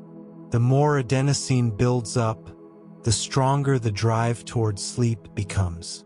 The heaviness behind the eyes in the late afternoon, the difficulty keeping a train of thought at 11 p.m., the way everything becomes slightly slower and softer as the night advances. All of this is adenosine at work. Adenosine is the body's way of keeping a running account of how long you've been awake and encouraging you, with increasing insistence, to stop. During sleep, adenosine is cleared from the brain. The longer and more complete the sleep, the more adenosine is cleared, and the more alert you feel upon waking. The refreshed feeling of a good night's sleep is, at least in part, the sensation of an adenosine-cleared brain. A brain that has been running with its arousal systems progressively muffled all day and has now had those systems fully restored to their resting baseline. Orexin, also called hypocretin, is another crucial player in the wakefulness side of the equation. Produced by a small cluster of neurons in the lateral hypothalamus, between 50,000 and 80,000 neurons total in the human brain, orexin acts as a stabilizer for the wakefulness state. It keeps the arousal systems active and coordinated. It prevents the arousal system from randomly flipping into sleep during the day. The critical importance of orexin is made vivid by what happens without it: narcolepsy. People with narcolepsy type 1 have lost their orexin neurons, typically through an autoimmune attack, and the result is a complete inability to maintain stable wakefulness. They can fall asleep involuntarily during a laugh, during a period of excitement, during any moment of emotional arousal. The boundary between wake and sleep, which orexin normally maintains with firm authority, collapses entirely. Narcolepsy is, in a sense, the hypnic jerk amplified to a disorder, the wake-sleep transition happening at the wrong time, triggered by the wrong cue, because the chemical system that enforces the boundary has failed. GABA, gamma-aminobutyric acid, is the brain's primary inhibitory neurotransmitter, and it plays an essential role in the sleep transition. The neurons in the ventrolateral preoptic area, VLPO, of the hypothalamus, sometimes called the sleep center, are GABAergic. When these neurons become active, promoted by accumulating adenosine among other signals, they send inhibitory projections to the arousal-promoting regions. The locus coeruleus, the raphe nuclei, the tuberomammillary nucleus, the orexin neurons. The VLPO GABA neurons, when active, essentially tell all the arousal systems to quiet down simultaneously. This coordinated inhibition is what enables the relatively rapid transition from wakefulness to sleep. Rather than each arousal system fading independently, the GABA signal from the VLPO suppresses them together. And glycine, another inhibitory neurotransmitter, working in concert with GABA, plays a particularly dramatic role later in sleep, during REM. The sublaterodorsal nucleus in the brainstem, when active during REM sleep, sends signals to the ventromedial medulla, which in turn releases GABA and glycine onto the motor neurons of the spinal cord. This inhibitory cascade is what produces REM sleep muscle atonia, the state of genuine muscle paralysis that prevents you from physically acting out your dreams during the most vivid phase of sleep. GABA and glycine together hyperpolarize the motor neurons, making them unable to fire regardless of what signals are arriving from above. It is a beautiful, elegant solution to the problem of having a very active, very vivid inner world while lying in a bed. You render the body temporarily unable to respond to the mind's activity. This REM atonia system is relevant to our story for a specific reason. The hypnic jerk happens during stage N1, when this atonia system is not yet fully operational. The full glycinergic and GABAergic inhibition of motor neurons that characterizes REM sleep builds up over the course of the night. In stage N1, the motor system is being quieted, but not by the same deep and definitive mechanism that operates during REM. The inhibitory signals are present but not yet overwhelming. The motor neurons are being discouraged, not silenced. And in that state of discouragement rather than silence, the occasional breakthrough excitation, the leak through the imperfect inhibitory net, can produce a muscle contraction. This is why hypnic jerks don't happen during REM sleep, even though REM sleep involves the most vivid and emotionally engaging dream experiences imaginable. Dreams of falling are extremely common during REM. Some studies suggest they are among the most universally reported dream themes, appearing across cultures and ages. You might dream of falling from a building or a cliff or a ship or a tree. The dream can be very detailed, very vivid, and from a narrative standpoint completely convincing. But you don't kick. You don't jerk awake, because the motor neurons during REM sleep are paralyzed. The dream of falling has no access to the muscles. The body lies still while the mind tumbles. And you wake from the dream of falling. When you wake, not with a startle but with a slightly accelerated heart rate and the fading memory of the sensation. The hypnic jerk, by contrast, happens in that earlier, less defended stage, when the motor system is being quieted but hasn't been comprehensively shut down. It is a creature of the margins, of the in-between, of the imperfect early phase of a process that becomes much more complete as the night progresses. What makes it worse? The full account of caffeine, stress, sleep deprivation, and more. There are people who experience hypnic jerks once a month, barely notice them, and go right back to sleep without a second thought. And there are people who experience them multiple times per night, every night, who have come to dread the moment of sleep onset with a specific and personal dread, who lie down and feel a kind of anxious anticipation about what is coming, who have already had the jerk and are waiting for the next one, whose apprehension itself becomes a factor in the experience. The difference between these people is not simply one person's brain being more jittery than another's, as if it were just a matter of temperament or neurology. It is, to a very large extent, the product of specific identifiable and modifiable lifestyle factors, things that are happening or not happening in the hours before sleep that the nervous system registers and responds to in entirely predictable ways. Sleep deprivation is the most important of these, and the most consistently documented. When you haven't slept enough, not just one bad night, but chronically, across multiple days or weeks of insufficient or disrupted sleep, several things happen to the nervous system that directly increase the likelihood of hypnic jerks. The arousal systems, which are designed to respond to sustained wakefulness by building sleep pressure, become chronically elevated.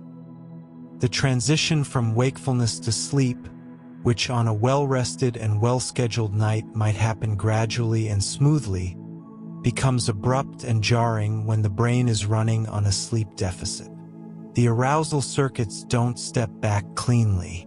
They resist.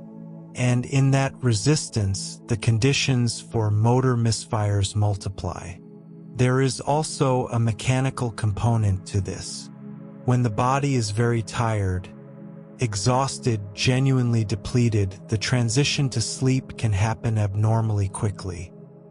The physiological changes that would normally unfold over several minutes, the drop in blood pressure, the slowing of the heart, the decrease in respiratory rate, the gradual release of muscle tension, can happen in rapid sequence when extreme fatigue is present. The body, desperate for sleep, rushes the transition. And a rushed transition is an uncoordinated transition. The rapid, almost precipitous release of muscle tone that comes with very fast sleep onset is precisely the kind of proprioceptive change that the brain's threat detection system is sensitized to interpret as a fall. The faster the muscle relaxation, the more likely the misfire. James Wilson, a UK-based sleep behavior specialist, put this clearly when quoted in Time magazine on the subject. Hypnic jerks are caused when one part of the brain tries to go to sleep more quickly than other parts. The sleep transition requires coordination across many systems, and when that coordination breaks down, as it is more likely to do when the pressure for sleep is very high, the result is a rougher crossing, more misfires, more jolts. Now, caffeine. Caffeine is worth understanding in some depth, because the relationship between caffeine and sleep is less straightforward than most people assume, and because many people are unwittingly consuming caffeine in ways and at times that significantly disrupt their sleep without understanding why. Caffeine is an adenosine receptor antagonist. What this means mechanistically is that caffeine molecules have a shape that fits into the adenosine receptors in the brain, the A1 and A2A receptors, without activating them. They are competitive inhibitors, occupying the binding site and preventing actual adenosine molecules from attaching. As long as caffeine is occupying those receptors, adenosine cannot signal the brain to become sleepy. You feel alert because your brain literally cannot receive the message that it is tired. The adenosine is still being produced, your neurons are still metabolizing, still generating metabolic byproducts. But those byproducts are being blocked from delivering their message. This is why caffeine doesn't actually create wakefulness energy. It borrows it. The adenosine that accumulates while caffeine is blocking the receptors doesn't go away, it waits. And when the caffeine is eventually metabolized and cleared from the receptors, all that waiting adenosine floods in at once, which is why the coffee crash can be so pronounced and why people who depend heavily on caffeine to function often feel worse when they miss their usual dose than non-users feel when they wake up. Caffeine has a half-life in the human body of roughly 5 to 7 hours. This means that if you drink a large coffee at 2 p.m., roughly half of that caffeine is still in your bloodstream at 7 or 8 p.m., affecting your adenosine receptors, suppressing the signal for sleepiness. If you drink it at 3 p.m., a meaningful fraction is still active at 10 p.m. A 2023 meta-analysis of 24 controlled studies found that caffeine consumption reduced total sleep time by an average of 45 minutes, reduced overall sleep efficiency by approximately 7%, increased time spent in stage 1 sleep, the shallow, vulnerable stage where hypnic jerks occur, and simultaneously decreased time in slow-wave deep sleep. It also significantly increased the time required to fall asleep, which means not only that caffeine-consuming individuals fall asleep later, but that they spend more time in the vulnerable window of the wake-to-sleep transition, multiplying the opportunities for hypnic jerks to occur. There is also a more direct mechanism at work. Caffeine maintains the arousal systems in a state of artificial elevation. The monoaminergic arousal circuits, the locus coeruleus with its noradrenaline, the Raphe nuclei with their serotonin, are more active than they would be at the equivalent time of day without caffeine. These are exactly the circuits that need to step back smoothly and in a coordinated way during the sleep transition. When they're artificially elevated, when they haven't followed their natural winding down trajectory throughout the evening, the step back is harder. The contrast between the artificially elevated arousal state and the rapidly falling body is more abrupt. And abrupt transitions, as we've established repeatedly, produce more misfires. Alcohol deserves explicit mention here because it is so commonly misunderstood as a sleep aid. Alcohol does help with sleep onset. It is a sedative, and it genuinely accelerates the transition from wakefulness to unconsciousness in most people. This is why a glass of wine in the evening seems to help some people fall asleep faster, and why this impression is not entirely mistaken. The problem is what alcohol does to sleep architecture after you've fallen asleep. Alcohol suppresses REM sleep in the first half of the night. The first 2 or 3 sleep cycles, which would normally involve progressively deepening NREM sleep and some early REM, occur differently when alcohol is present. The NREM sleep may be deeper and more consolidated, but REM is largely absent. Then, as the alcohol is metabolized in the second half of the night, there is a rebound, a compensatory surge of REM sleep that disrupts the normal progression, causes frequent arousals, and produces the fragmented, light, unrefreshing sleep that is the hallmark of alcohol's effect on sleep quality. People who drink in the evenings often sleep long hours and still wake feeling unrest, precisely because the architecture of their sleep has been reorganized in a way that reduces the restorative stages. For hypnic jerks specifically, alcohol's effect on sleep architecture is relevant because it increases the frequency of partial arousals, brief awakenings that don't reach full consciousness but that fragment sleep and reset the sleep stage. Each of these partial arousals involves, briefly, a return to a shallow sleep state, which can trigger another hypnic jerk. People who drink heavily in the evenings and then complain of jerking awake multiple times in the night are describing, in part, this pattern. The alcohol-induced arousals cycling through light sleep stages repeatedly, with hypnic jerks as a potential accompaniment to each transition. Stress and anxiety operate through the hormone cortisol and through the sustained activation of the sympathetic nervous system. Cortisol, the primary stress hormone, released by the adrenal glands in response to signals from the hypothalamus and pituitary, serves an important adaptive function when deployed briefly and appropriately. In the face of a genuine threat, cortisol mobilizes glucose, sharpens attention, increases heart rate and blood pressure, and generally prepares the body for the kind of sustained, urgent action that threat situations require. It is an ancient and effective emergency system. The problem is that cortisol is not well designed for the kind of diffuse, sustained, low-level stress that characterizes modern life.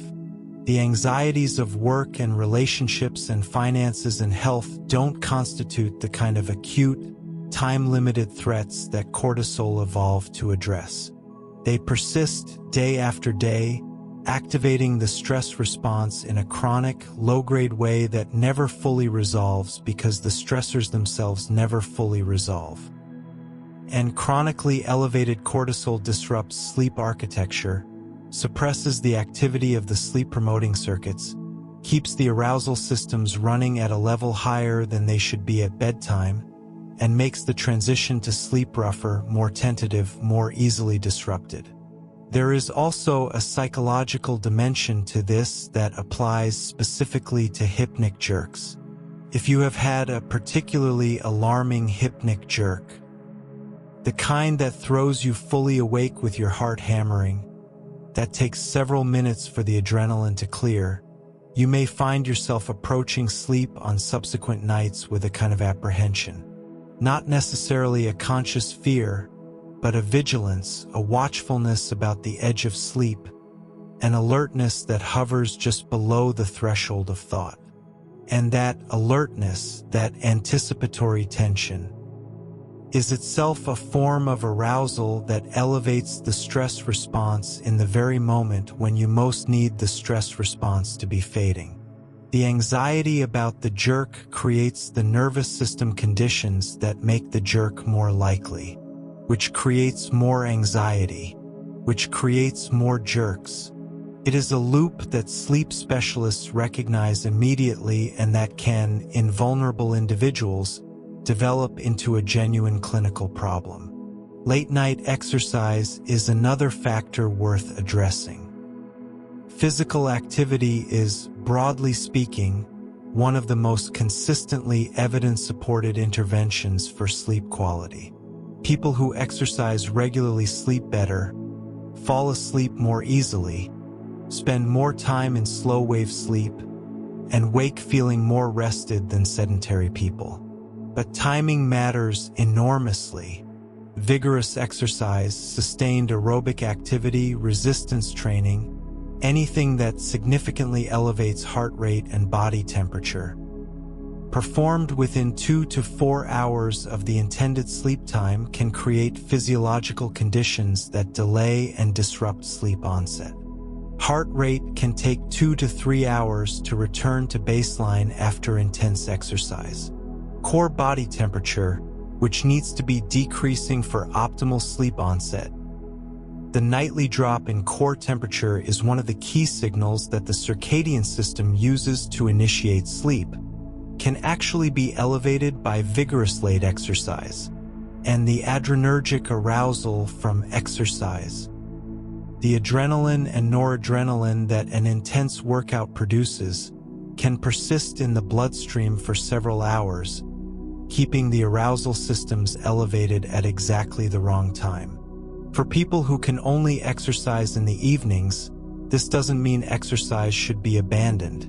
The benefits of regular physical activity so substantially outweigh the potential sleep disruption that even late evening exercise is better than no exercise. But for people who already struggle with hypnic jerks or sleep onset difficulties, shifting exercise earlier in the day, even by an hour or two, can make a meaningful difference in the smoothness of the sleep transition. Living with IT, from minor inconvenience to clinical problem, And what helps? For the majority of people, hypnic jerks are nothing more than an occasional, mildly startling experience.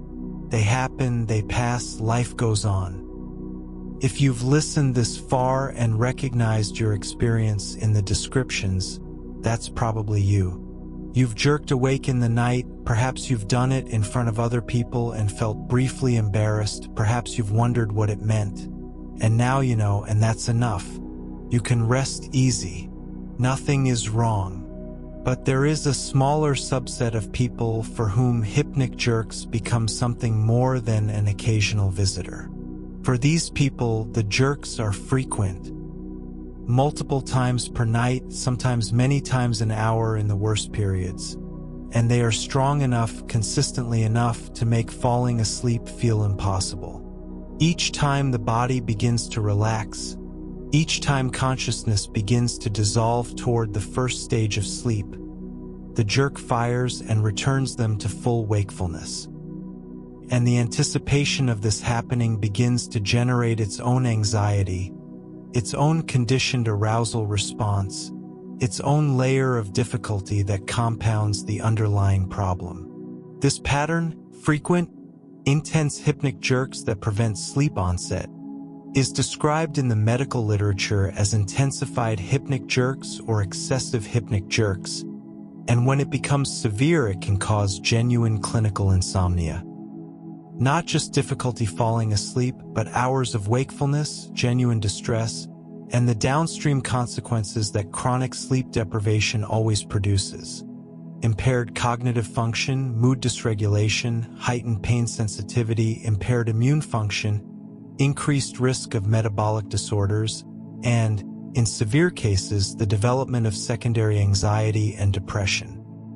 Before exploring what helps, it's worth briefly describing the diagnostic process, because many people who experience this pattern don't know that it can be evaluated and treated. If you see a doctor about sleep difficulties associated with what you believe are hypnic jerks, the clinician will first take a thorough history. When do the jerks happen? How frequent are they?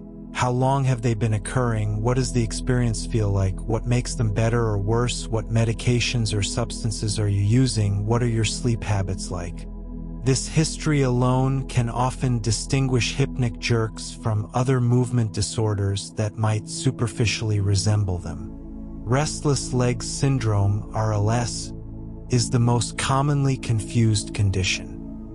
RLS involves an uncomfortable, irresistible urge to move the legs, typically arising in the evening or at rest and relieved by movement.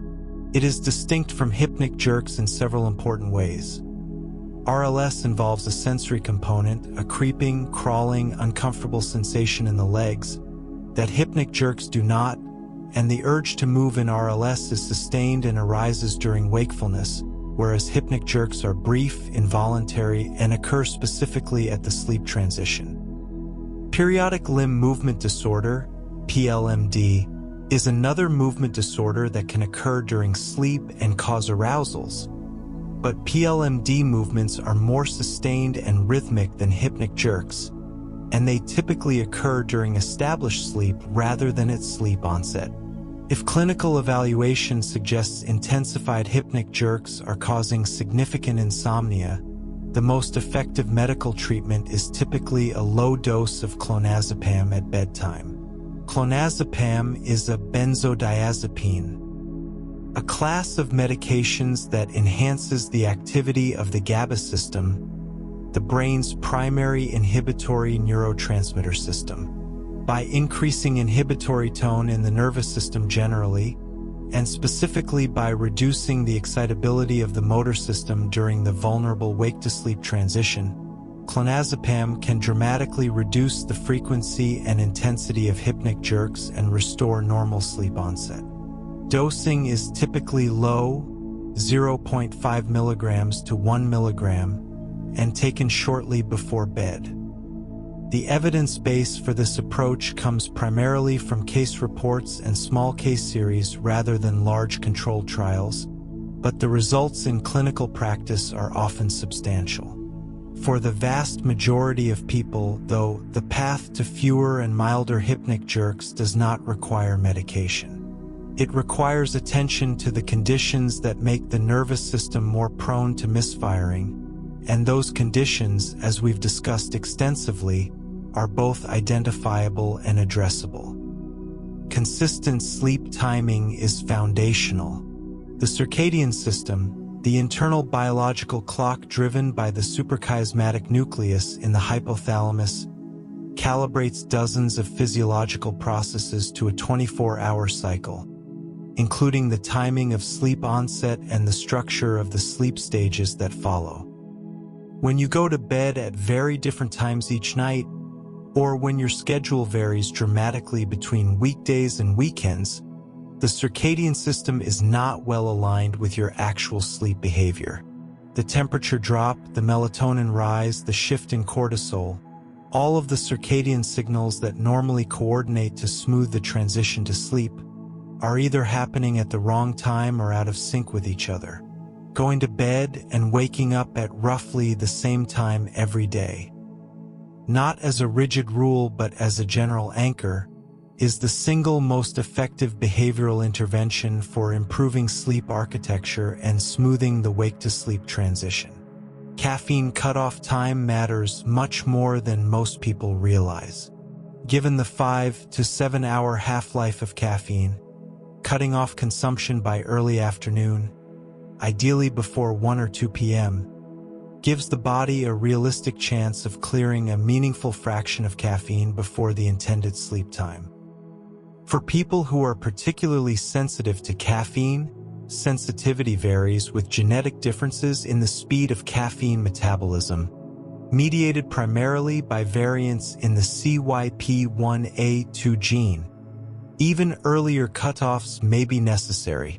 Some people who identify as slow metabolizers of caffeine find that they need to stop consuming it by noon or even earlier to avoid its effects at bedtime. Magnesium has emerged in recent years as a nutrient with potential relevance to hypnic jerks and nocturnal muscle movements more broadly. Magnesium plays a critical role in neuromuscular function.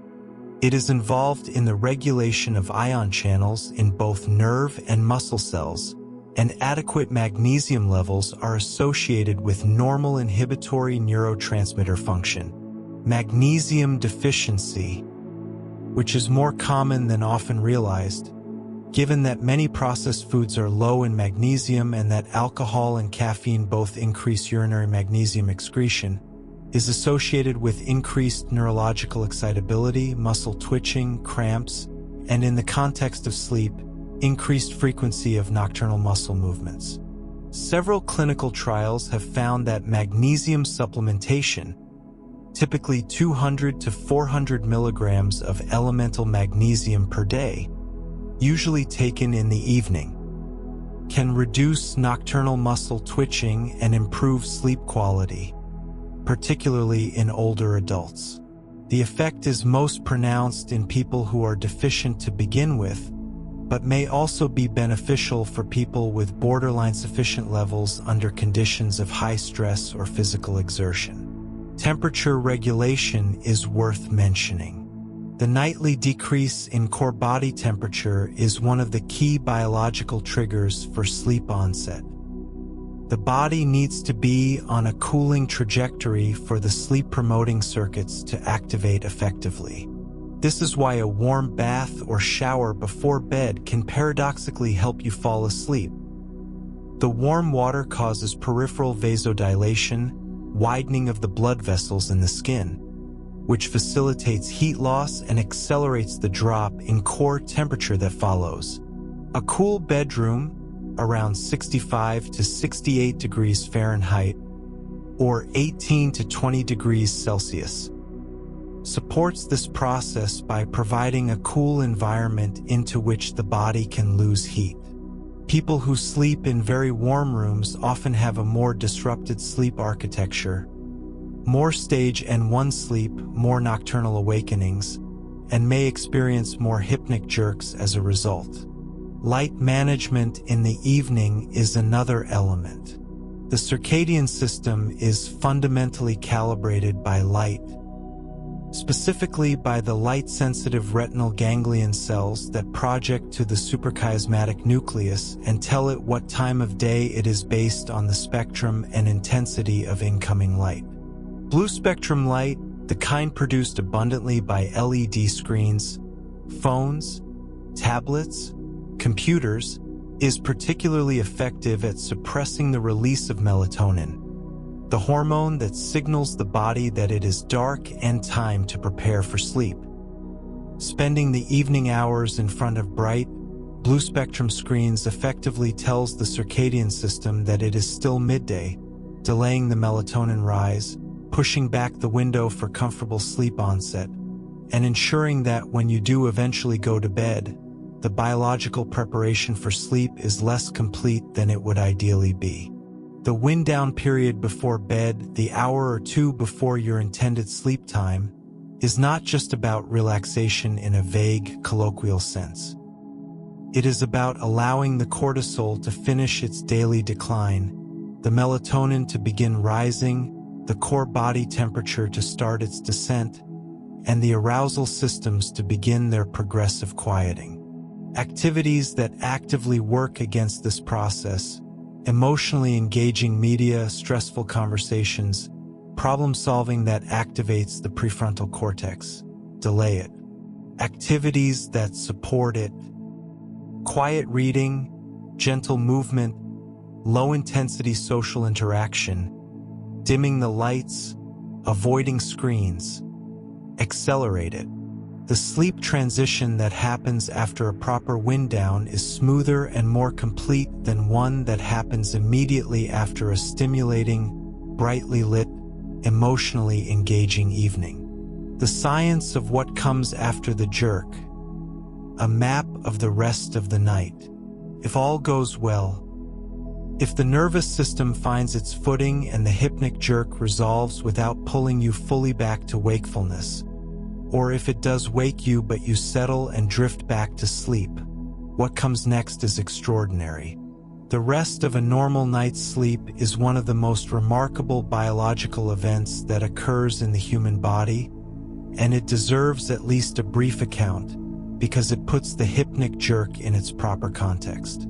The jerk is not the story of the night. It is just the difficult first step onto the path. After the instability of stage N1 settles, the brain enters stage N2. This is where something remarkable appears in the EEG.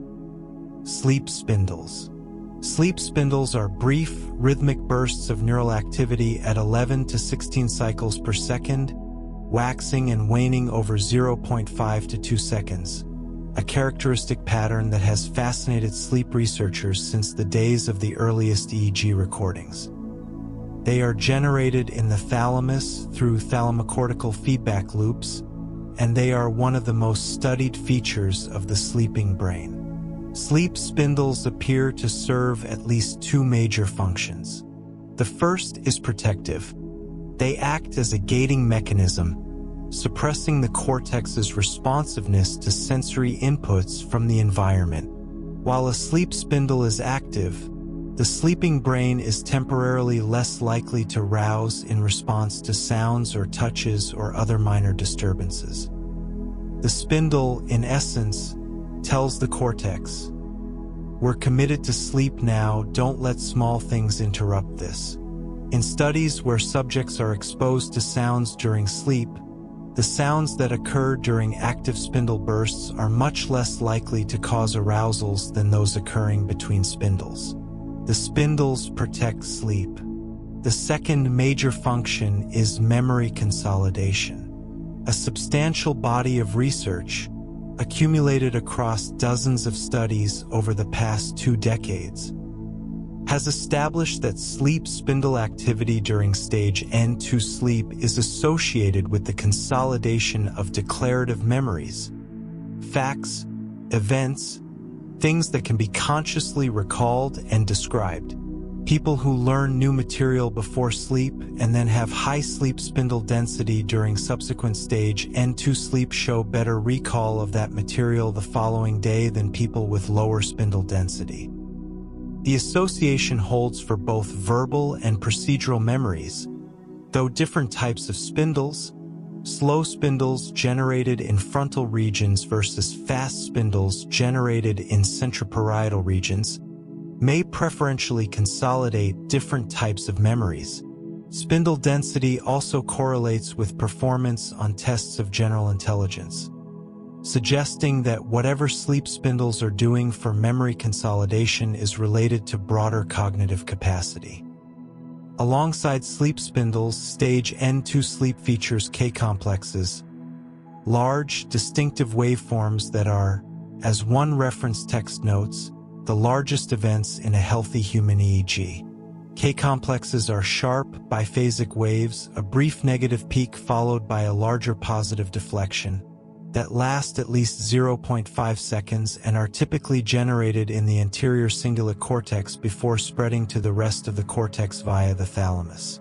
They occur spontaneously about every 1 to 7 minutes during stage N2, and they can also be triggered by sensory stimuli during sleep, which is thought to reflect the brain briefly processing whether an environmental event represents a threat worth waking for. If the K-complex fires in response to a sound, but the brain determines the sound is not dangerous, sleep continues. The K-complex is the sleeping brain evaluating external events and deciding, with remarkable efficiency, to ignore them. K-complexes also appear to contribute to memory consolidation through a mechanism called synaptic homeostasis. During wakefulness, the synaptic connections in the cortex are constantly being strengthened by learning and experience. The brain is always building, always reinforcing the connections that encode new information. This continuous strengthening, if it continued indefinitely, would eventually saturate the synaptic capacity of the cortex, making it impossible to encode anything new. The downstate component of the K-complex, the period of cortical silence that follows the sharp positive deflection, appears to selectively weaken synaptic connections, essentially resetting the system and creating space for the next day's learning. The K-complex is not just gating sensory stimuli. It is also doing maintenance on the cortex, trimming the connections that need trimming, preserving the ones that matter. From stage N2, the brain descends into stage N3. Slow wave sleep, the deepest and most restorative phase of NREM sleep. The EEG in stage N3 is dominated by delta waves.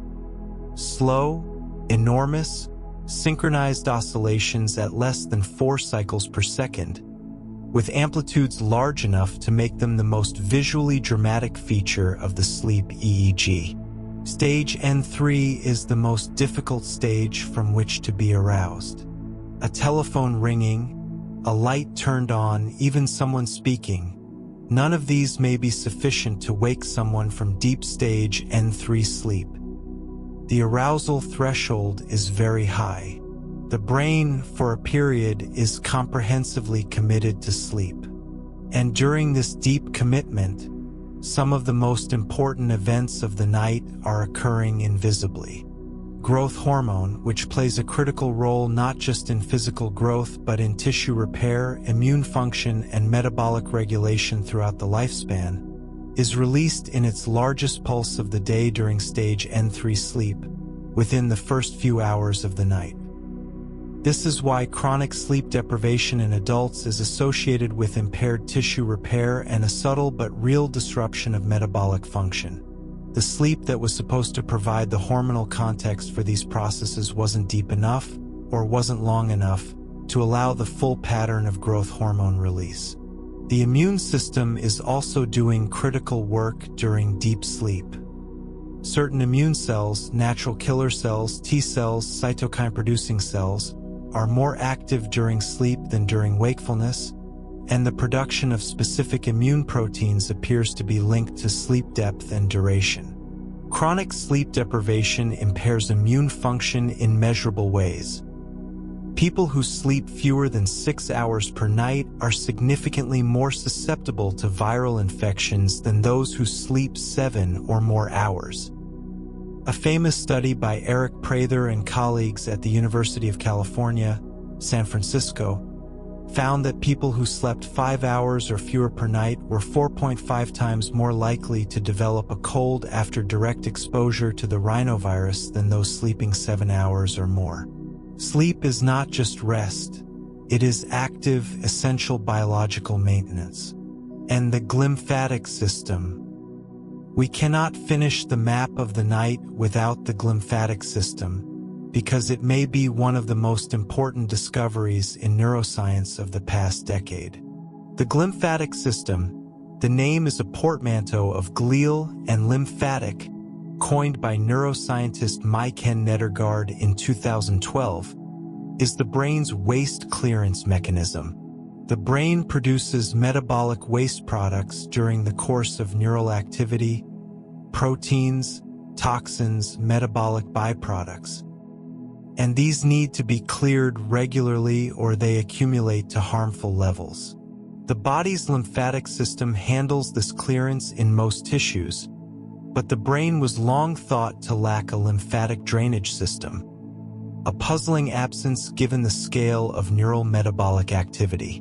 The glymphatic system turned out to be the brain's answer to this problem. During sleep, specifically during deep stage N3 sleep, cerebrospinal fluid is pumped actively through the brain tissue via peravascular channels formed by astrocytes, the support cells of the brain. This CSF flow is dramatically more active during sleep than during wakefulness. In mice, the first organism in which the glymphatic system was directly observed, CSF influx into the brain parenchyma was reduced by approximately 90% during wakefulness compared to sleep. During sleep, the extracellular space of the brain actually expands by approximately 60%, which reduces resistance to fluid flow and allows the CSF to penetrate deeply into the tissue, washing over and around the neurons and their connections, picking up the accumulated waste products of the day's neural activity and carrying them out to the periphery, where they eventually drain into the cervical lymph nodes. The implications of this are significant. Among the waste products cleared by the glymphatic system are amyloid beta and tau proteins, the same proteins whose abnormal accumulation in the brain is the pathological hallmark of Alzheimer's disease. Studies in both animals and humans have found that sleep deprivation, even a single night of insufficient sleep, is associated with increased amyloid beta in the brain the next day. Conversely, good quality, appropriately long deep sleep is associated with more efficient amyloid beta clearance. The connection between chronic poor sleep and elevated Alzheimer's risk. A correlation now well established in the epidemiological literature, with people chronically sleeping less than 6 hours per night showing significantly elevated risk compared to those sleeping 7 to 8 hours, may be at least partly mediated by the glymphatic system. The brain that doesn't sleep deeply enough doesn't clean itself properly, and the debris accumulates.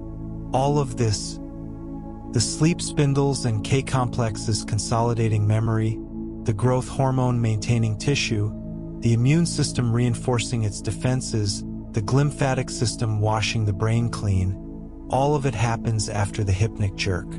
The jerk is the turbulent moment at the threshold. Everything after it, once the crossing is made, is the quiet and extraordinary machinery of restoration. Dreams, falling, and the stories the mind tells. Before we come to land, there is one more thread to follow. The thread of falling dreams and what they tell us about the relationship between the hypnic jerk and the dreaming mind. Falling dreams are among the most universally reported dream experiences. They appear across cultures and time periods with remarkable consistency. Described by people in ancient texts, by children before they have words for the sensation, by people in cultures so remote from each other that cross-cultural transmission is implausible. There is something in the human nervous system that produces falling dreams with particular regularity and a particular quality of vividness and distress, and it is worth thinking about why. One perspective on falling dreams is that they are the mind's engagement with the same material that the hypnic jerk engages with. The brainstem circuitry that monitors for falling, that keeps the neural record of what falling feels and looks like, the vestibular and proprioceptive patterns associated with descending rapidly, is ancient circuitry. It predates the evolution of the dreaming brain by a very large margin. And when the dreaming brain is activated during REM sleep, accessing and recombining the material of experience, this ancient falling monitoring circuitry contributes to the dream content just as everything else in the brain contributes. Memories, emotions, body sensations, unresolved concerns.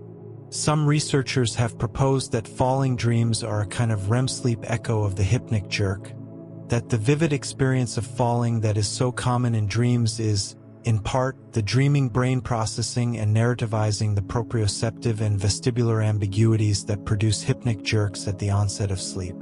The same underlying pattern. The loosening of the grip on physical stability, the brief period when the body's position in space is uncertain, the ancient reflex circuitry responding, is experienced differently depending on where in the sleep cycle it is encountered. At the onset of sleep, it produces a hypnic jerk. During REM sleep, where motor output is paralyzed, it produces a dream. This is speculative.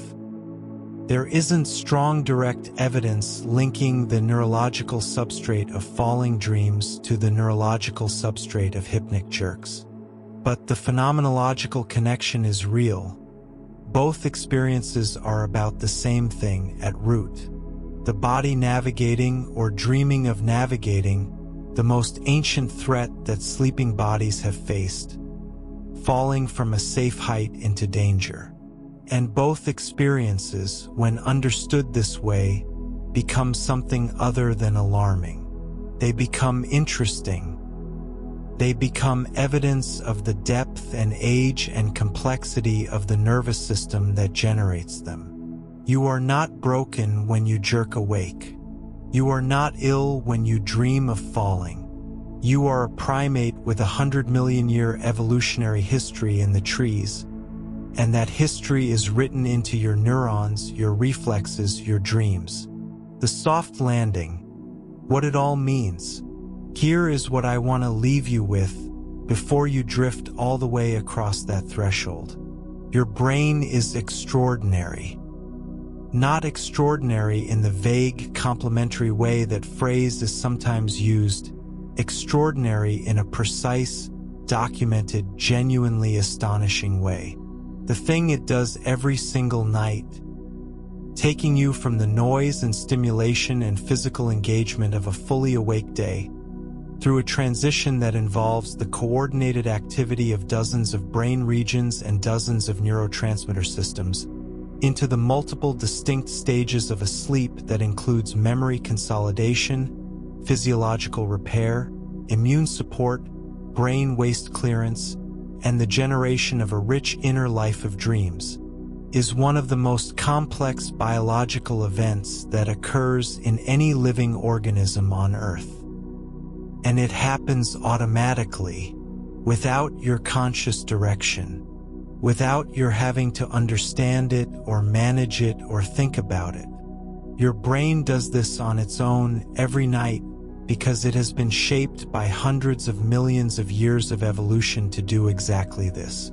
The hypnic jerk is a small imperfection in this extraordinary process. A moment where the coordination slips, where the motor system fires when it was supposed to be standing down, where the ancient machinery of a primate brain carries a reflex forward from a time when that reflex was necessary and life-preserving and worth the cost of the occasional startled night. It is not a flaw. It is not damage. It is not something wrong with you. It is evidence of the depth and the age of the history that your brain carries. Not just your personal history, your memories and your fears and your hopes and your accumulated experience of being you, but a history that goes back tens of millions of years into a past where the ancestors of your ancestors clung to branches in the dark of a pre-human forest, and where the body's quiet, vigilant self-monitoring was the difference between waking up and not waking up at all. When you feel the jerk tonight, if you feel it, let it be interesting rather than alarming.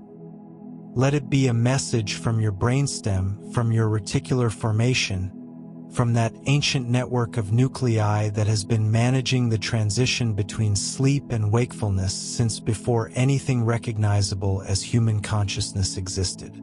A quarter of a second of motor confusion. A flash of falling that wasn't falling. A startle without a threat.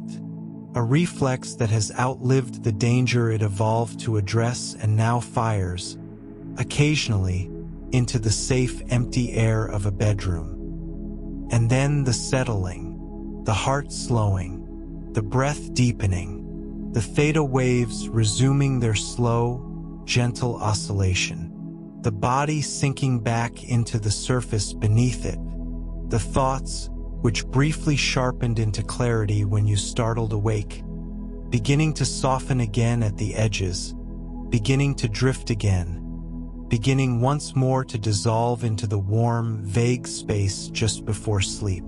There is a kind of intimacy in understanding the moments that most people never think twice about.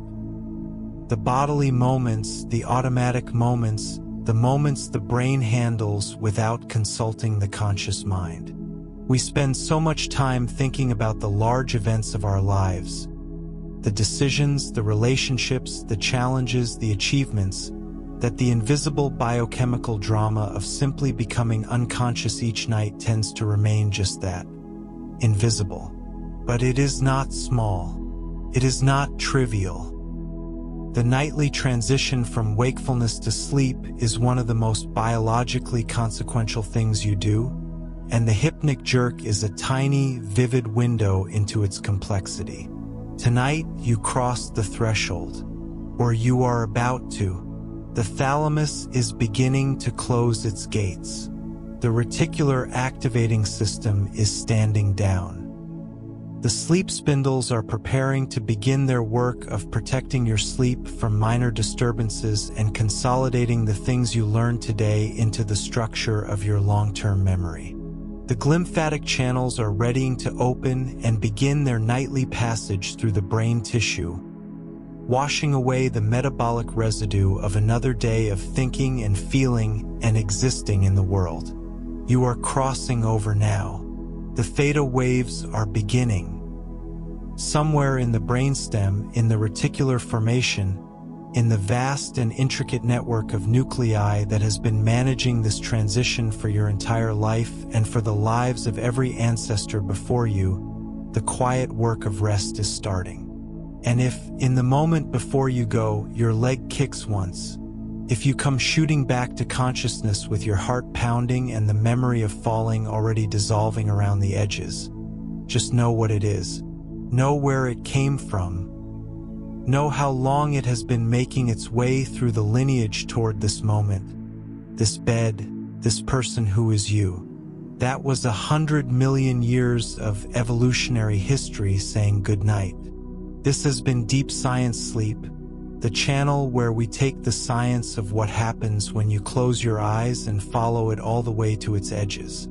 If tonight's episode gave you something interesting to carry towards sleep, if it made you even a little more curious about the extraordinary thing your brain does every night, please consider subscribing. There is so much more to explore. In future episodes, we'll go into the science of dreams and why the dreaming brain produces what it produces. We'll explore sleep paralysis, the experience of waking into a body that won't move, and the neuroscience and cultural history behind that strange and ancient phenomenon. We'll look at what happens to memory during the night and why a good night's sleep before an exam is not superstition. We'll explore why some people are naturally early risers and others are genuinely, biologically night owls, and why the cultural war against night owls is a misunderstanding of circadian biology. We'll look at what happens in the brain when you don't sleep at all, and much more. Each episode of this series is built on the same commitment: to take real science, researched carefully and presented honestly, and to offer it to you in a form that doesn't just inform but accompanies, that keeps you company at the edge of sleep, that gives you something to think about as you drift, that turns the act of going to bed into a small, continuing encounter with the mystery of being a mind in a body on a planet that spins. Thank you for being here. Thank you for being curious. Sleep well. The science says you've earned it. Good night.